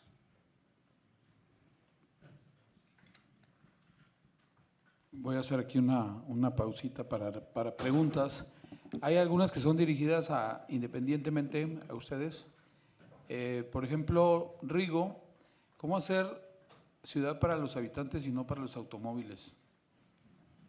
Ahorita la puedes contestar, si quieres. Voy a decir las tres juntas. Bueno, dale. ¿Cómo hacer ciudad para los habitantes y no para los automóviles? Bueno, pues es alguien lo que la envía y con todo respeto. Bueno, creo que todo el tema de ya es un poco a otra escala. Como arquitectos desde la trinchera, yo lo único que puedo hacer es, como dijo Viviano, a veces saltarnos algunas leyes como el tema de estacionamiento. Todo el tema del automóvil es que todo está facilitado para los autos y no para los seres humanos. Incluso las leyes, el que no paguemos tenencia, el que le cueste a alguien pagar estacionamiento es una afrenta. O sea, todos se quejan, pero eso es parte de una posible intervención para entender que el tener un auto cuesta. En Asia, el tener un auto es un super lujo porque tienen todas las otras soluciones de movilidad. El poder hacer ciudades para los seres humanos tiene que ver mucho desde cómo está el enfoque de ciudad y cómo se ha trabajado en todos estos años. Cambiar esa dinámica es complicada y ya lo decíamos ahorita, festejan el que se ponga un segundo piso en Morones Prieto cuando esto va completamente en contra de lo que estamos buscando como ciudad. Y cualquier comentario que vean en las redes sociales cuando ponen un anuncio de estos en los medios, la gente lo aplaude y eso es como muy... O si atropellaron a un ciclista, o sea, dicen, pues el ciclista, ¿por qué se mete a la calle? ¿No? Entonces, siempre es estar en este constante batalla. Digo, a mí me encantan los carros, soy fan de los carros, pero sí tenemos que estar buscando siempre la escala humana y no la escala del auto. También eso es un error, o más bien los edificios que están, la mayoría con estacionamiento de base, pues todos tienen la misma forma de resolverse porque está resuelta a partir del módulo de un auto y no de un ser humano. Y bueno, eso es todo un tema, que no, creo que nos podemos llevar 3 sesiones de eso. Vamos a entrar así como si les parece, en respuestas así cortitas, ¿verdad?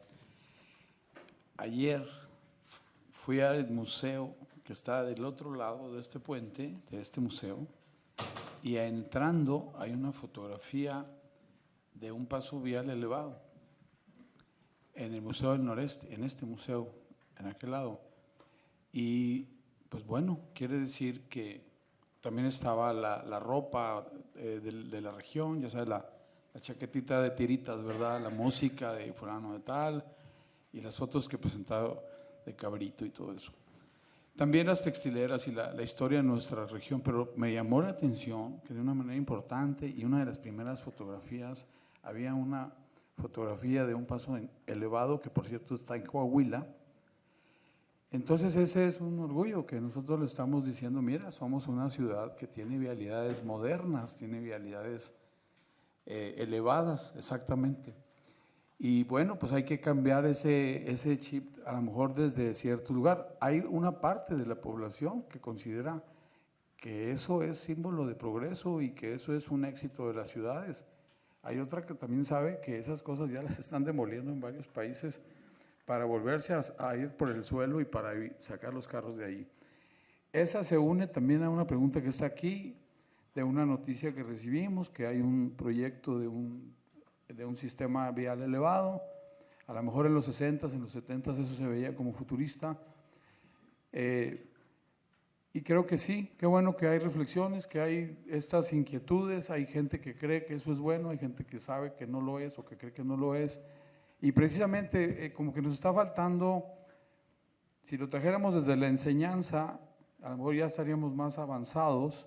Aquí hay varias preguntas de cómo le haces para motivar a los estudiantes o a los proyectos para que cada proyecto aporte ciudad. Te preguntan a ti, Viviano, te preguntan cómo se le hace para que no se construyan en terrenos protegidos naturales o en zonas naturales, que en Villa de Santiago, allá por allá ya se están acabando el patrimonio natural, cómo se llega a generar esas leyes. Son las preguntas que están aquí, si apoyan aquí con algunos comentarios. Adelante. Súper rápido, agregando aquí, es que, fíjense, estamos olvidando que no todo es de leyes y mucho tiene que ver las leyes sociales. Y si no me creen, acuérdense de que ya en los automercados no estamos usando bolsas plásticas. Fíjense, ¿cómo surgió eso? De la sociedad, de la conciencia, de lo que ha venido en otros países, no a las bolsas de plástico, no a los plásticos de un solo uso.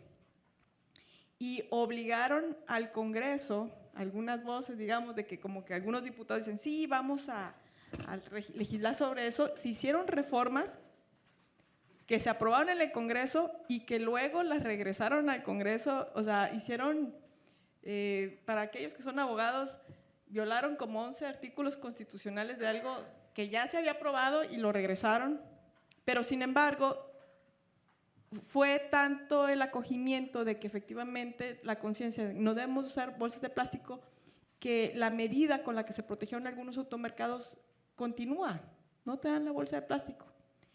Lo que les quiero decir es que si hay más voces que se animan a hablar sobre estos temas y a educar a la sociedad de manera coordinada, o sea, desde sus redes sociales, o sea, por Dios, vamos a empezar a ver la ciudad con otros ojos, pero necesitan ustedes hablar sobre estos temas para empezar a cambiarnos el chip y que eso empuje a la norma, ¿ok? Me preguntan aquí que cómo mantenerse informados. Todos los medios de comunicación formales, primero que sea un medio de comunicación formal, sí háganlo, no que no tengan, digamos, versión impresa, porque la veracidad de la información sí está mermada, pero sí tienen que leer 2 o 3 o 4 medios diariamente. La versión que van de internet, de todos los medios impresos, porque todos los medios tienen agenda. Eso sí es real, y quisiera decirles, no, infórmense aquí, infórmense allá. No hay de otra. Lean todos y se van a dar cuenta que todos los medios tienen agenda. Y sobre qué hacer para parar construcción ilegal, porque sí hay que decirlo, se está construyendo de manera inapropiada en nuestros cerros y montañas. Desafortunadamente hay algo que está sucediendo en el Congreso y de lo que no se habla, es que llevamos 8 años sin un auditor superior del Estado. ¿Quién es el auditor? El que revisa todas las licencias y permisos de desarrollo urbano de todos los municipios y está obligado a revisarlo para todos los municipios. Y si ustedes revisan al auditor superior, hay 8 municipios que no ha revisado en sus 8 años, se lo salta. Bueno, ya revisó Monterrey cuando cambió de color, pero llevaba 6 años sin visitar Monterrey, 6 años sin visitar Santa Catarina, 6 años sin visitar, bueno, ya no es cierto, ya lleva 7 años sin visitar Escobedo.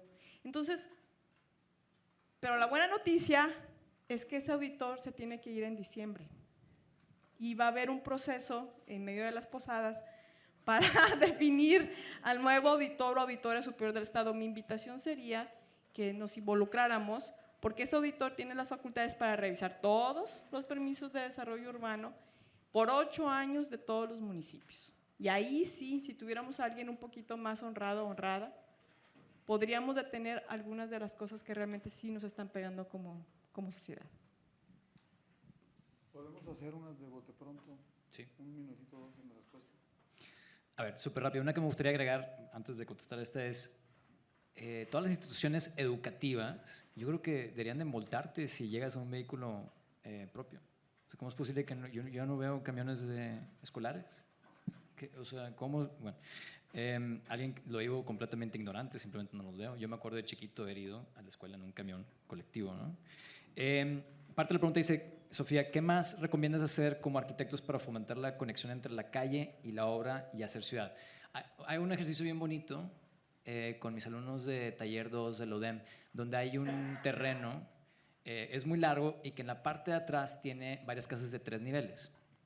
Y este terreno que es largo, pues tiene una altura diferente. Entonces vamos a hacer un proyecto de apartamentos. Y siempre hablamos de cómo darle el respeto a las casas de atrás, que a lo mejor en un futuro también van a crecer, pero pues a lo mejor por 2 generaciones más van a seguir con este edificio al lado. Entonces te tienes que separar, tienes que generar vistas, vientos, aislamiento, etc. Y todo, sí, muy bien en el taller, perfecto, sí, vamos a respetar los de atrás. Entonces, al final del segundo parcial, cuando ya tienen una maqueta y un proyecto más o menos desarrollado, caminamos al terreno por segunda vez y les digo, órale, tóquenle a los vecinos de atrás y preséntenles el proyecto. Y todos se quedan así que, ya lo sentiste real, ¿no? Pues claro, ¿qué crees que te va a decir el vecino de atrás? Y inmediatamente se van a empezar a preocupar por el contexto. Rápido. Una media orilla. Bueno, ya se pueden ir si quieren ir, ¿verdad? Que se quieren ir mis alumnos.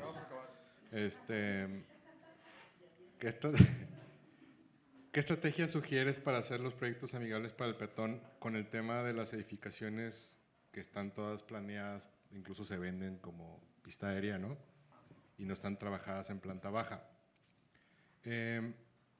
Aunque todas o la mayoría tienen estas plantas bajas comerciales, el 70% de esta frente casi siempre está destinado para el carril de desaceleración del auto, el acceso al estacionamiento, la salida del estacionamiento, y el peatón tiene que entrar ahí, o sea, no está pensado, está pensado con un drop-off para que lleguen en taxi, y el que llega en camión o caminando, pues no tiene manera más que cruzarse por las calles que están destinadas para el acceso vehicular.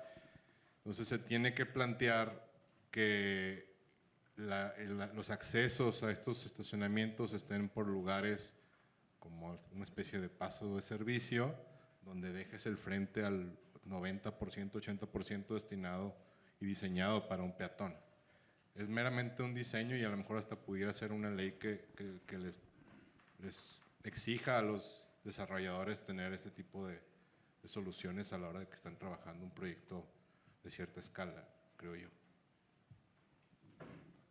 Tal vez tenemos unos minutitos. Colegas que gustarían hacer algún comentario o pregunta con el micrófono. Hay una pregunta aquí. ¿Cómo se le hace para evitar jurídicamente que el Parque Fundidora siga haciendo eventos, etcétera, etcétera, etcétera? Ahorita el Parque Fundidora está, esa la contesto yo, perdón, porque ahorita el Parque Fundidora está pagando un éxito de uso, de lugar para convivir, de espacio verde, y no debe de ser negocio, no se trata de que sea negocio. Debe ser sustentable, sí, pero hay que medirse con eso, y la verdad es que debería haber más parques fundidoras en la ciudad, no del mismo tamaño, sino con ese concepto, ¿verdad? Se hizo para espacio público de la ciudadanía. Ricardo, Gilberto, adelante Gilberto. Se agradece la brevedad nada más. Sí, nada más tiene un comentario cuando estaba mencionando sobre pues todo esto que se tuvo que hacer con los diputados para que no pasara esta ley en la cual el INAH perdiera sus facultades. Pues es que me parece increíble. O sea, son el enemigo, de plano. Así declarados los políticos. No, o sea, no todos. Pero lo que yo escuché y lo que vemos todos los días parece que son el enemigo. No queriendo todos vender las áreas verdes. Bueno, no sé, digo, obviamente. Pero así suena. Como que tenemos que protegernos de quienes se supone que están para servir a la ciudad y servir a la sociedad. Claro. Sí, muy buena. O sea, ¿es perversidad? ¿Es ingenuidad? ¿Qué es? Hablando en plata. Bien. Por eso estoy aquí. Sí, Oigan, porque todo esto está ocurriendo todos los días. O sea, estos ejemplos son así 3, pero hay 1000 sí todos los días. Miren, la realidad de las cosas es que primero nadie conoce a los diputados. Nadie sabe quiénes son sus diputados. Yo siempre he hecho el ejercicio, a ver, dime en qué colonia vives y luego te digo, y dime tu diputado, y la gente no sabe. Entonces, en esa parte de que nadie sabe qué hace un diputado y nadie sabe lo importante que es, ni siquiera se pone atención de quién es, no se le exige, no se le contacta y mucho menos se le pone atención a la hora de votar. Hacemos votos estratégicos de que ya voté por este presidente, ya voté por este… Y sucede exactamente esto, no se sienten vigilados, no se sienten responsables y votan en colectivo. O sea, no van a decir Mariela Saldívar, van a decir todos son una bola de, ¿verdad? Entonces yo creo que lo primero es entender la importancia del Congreso, ahí se hacen las leyes y no solo eso, ahí está el auditor superior que es el que vigila el cumplimiento de las leyes y ellos pueden remover a cualquier servidor público, incluyendo en cualquier poder, y nombran a un montón nombran a los magistrados que duran 20 años, por Dios. Entonces yo creo que ahí es lo primero. Y dos, si hay aliados, si hay en cada legislatura aliados y aliadas, hay que invertir en identificarlos y en capacitarlos. Yo no sabía nada de estos temas y varios de aquí me invirtieron tiempo. Y creo que es importante vigilar qué está sucediendo porque todos los días suceden estos robos en despoblado. Por ejemplo, Parque Fundidora, cuando yo fui diputada lo que hice fue solicitar toda la información de los eventos y vigilar cuánto están tomando del parque y cuándo se monta el espectáculo y cuándo se quita y cuánto está costando. Ahorita yo circulo por el parque y no están cumpliendo los tiempos del contrato. Entonces, es importante hacer la solicitud de información. La información se tiene que responder en 10 días hábiles y si quieren hacerle con más punch, si tienen esa preocupación, identifiquen qué diputado o diputada les puede ayudar para empujar esta causa en el Congreso. Pero nada más para cerrar la pregunta, el tema del INA, de quererle quitar, ¿cuál era el fondo? El fondo, y fíjense, era un diputado naranja. Se lo digo porque yo estuve en la Junta de Protección del Barrio Antiguo y miren, me di cuenta que el INA sí hace su trabajo y que Desarrollo Urbano de Monterrey no hace su trabajo. Entonces veo como mucha perversidad en quererle quitar esas facultades al INA. Había muchos intereses de desarrollos que estaban detenidos por el INA.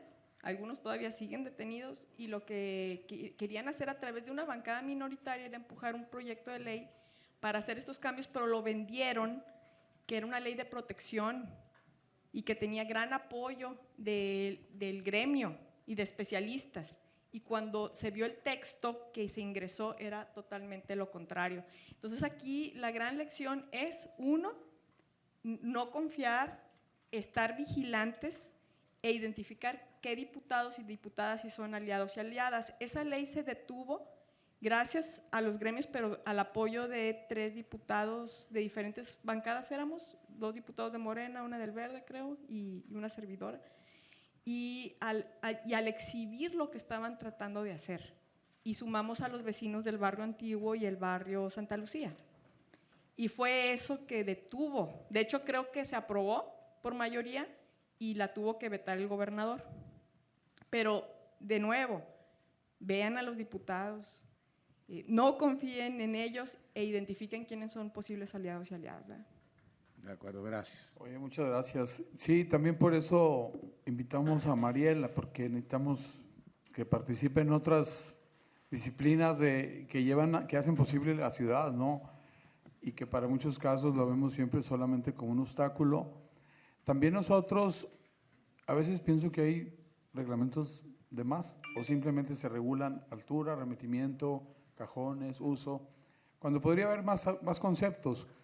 Pero también hay veces que si la ley dice que des 2 metros de remitimiento, pues ¿por qué no das 6 o das 4? A veces el proyecto por donde se ubica lo amerita y que no estamos peleados con que se haga negocio, ¿verdad? Con los desarrollos inmobiliarios.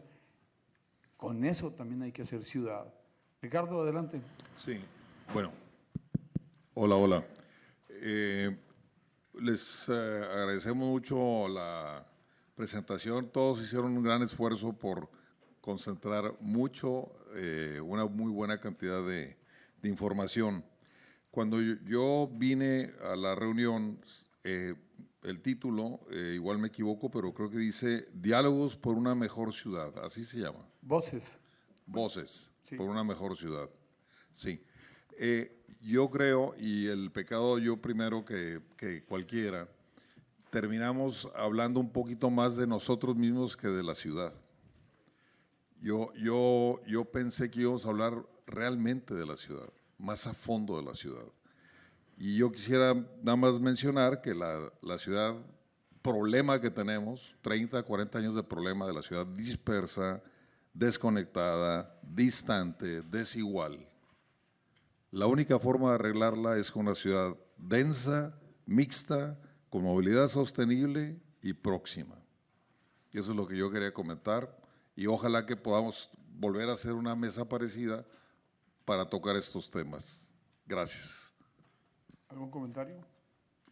Sí, también aclaramos que este es un proyecto de tener este tipo de sesiones, de invitar voces, diferentes personas que están en diferentes áreas, no solo en la arquitectura, pues para precisamente hablar, sí lo dices muy bien, Ricardo, yo creo que todos quisiéramos hablar físicamente o visualmente de esa ciudad y precisamente las palabras que muy claramente dices, pues el obstáculo que están teniendo es falta de cultura, de ciudad, falta de que llegue a la edad oportuna en el estudiante ese tema, que no se sorprenda, falta de las leyes correctas o de las personas con esa voluntad de que podamos nosotros o cualquier gremio que está haciendo ciudad, pues llevar propuestas y saber que sí hay alguien que escucha, porque antes ni la puerta abrían, ¿verdad? Entonces también es muy gratificante que hay muchos jóvenes y ONGs y grupos de banqueta de bicicleta, y son más de 30, yo creo, ya en Monterrey, que tienen ideales y que pelean por este tipo de cosas, que no solo son arquitectos, al contrario. Y bueno, sí, qué pena que el primer punto a tratar o a mejorar es el humano y el de la persona, el autor, la autoridad, etcétera, ¿no? Gracias por el comentario. No sé cómo estamos de tiempo, porque ya falta 1 minuto para las 9. Y gracias por sus presentaciones, por su tiempo, por esa densidad. ¿Algún comentario? Roberto, los dejamos. No, está bien. De veras estoy impresionado con la participación de ustedes, de los tres, con sus respectivos puntos de vista.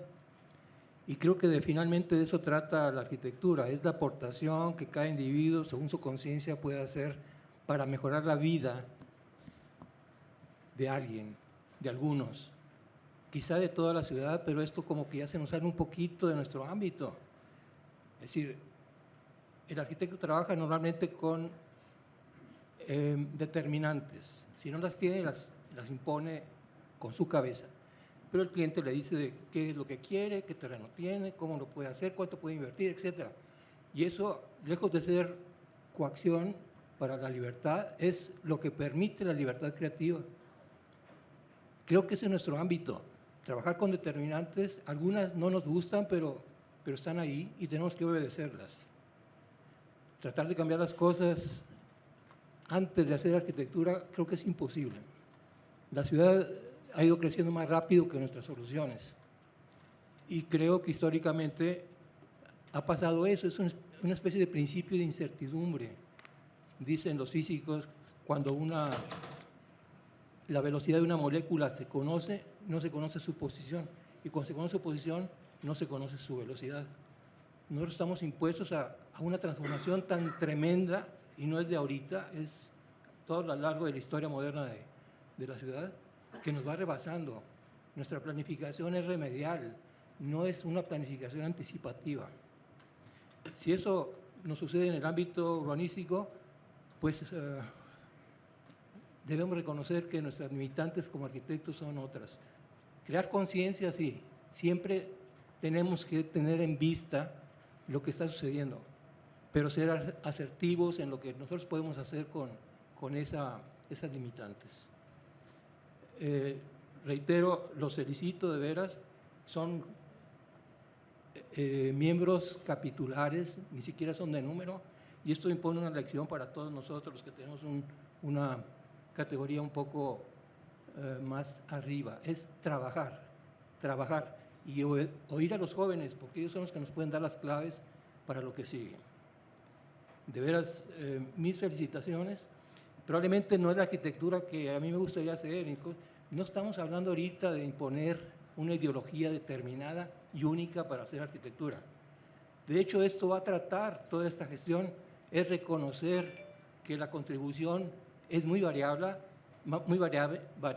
que tenemos la necesidad de la tolerancia para escuchar otras opciones de verdad, porque así es la realidad actual.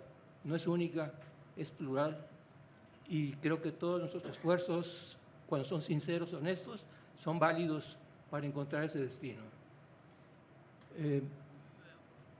Como les digo, esta va a ser la mecánica, y espero que todos nosotros, los que estamos sentados actualmente o escuchando, seamos participantes activos de los temas que se van a tratar.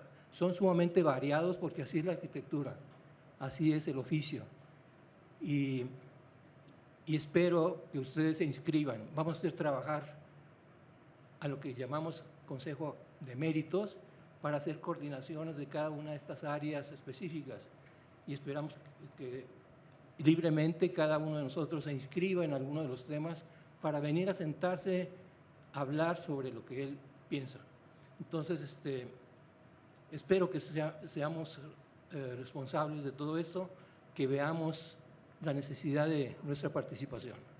Desde este lugar, creo que podemos, si no cambiar el mundo, cambiar conciencias. Y eso es suficiente para una academia. Gracias.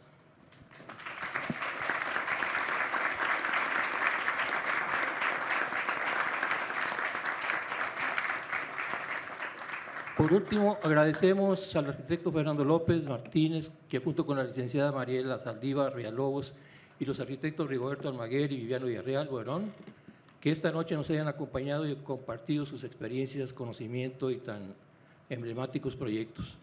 Me permito realizar un anuncio antes de terminar la sesión. Cedo la palabra a la arquitecta Rena Porce. Bueno, nada más decirles que están cordialmente invitados a nuestra segunda ponencia que se llevará a cabo el día 4 de diciembre.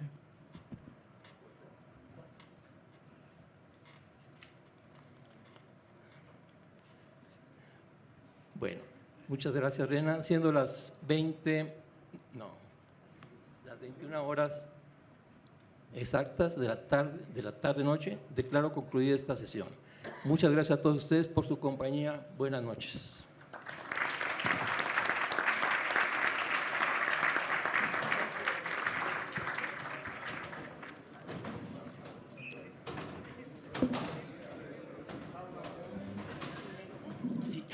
A ver, un segundito, se les va a hacer entrega de unos reconocimientos a los participantes.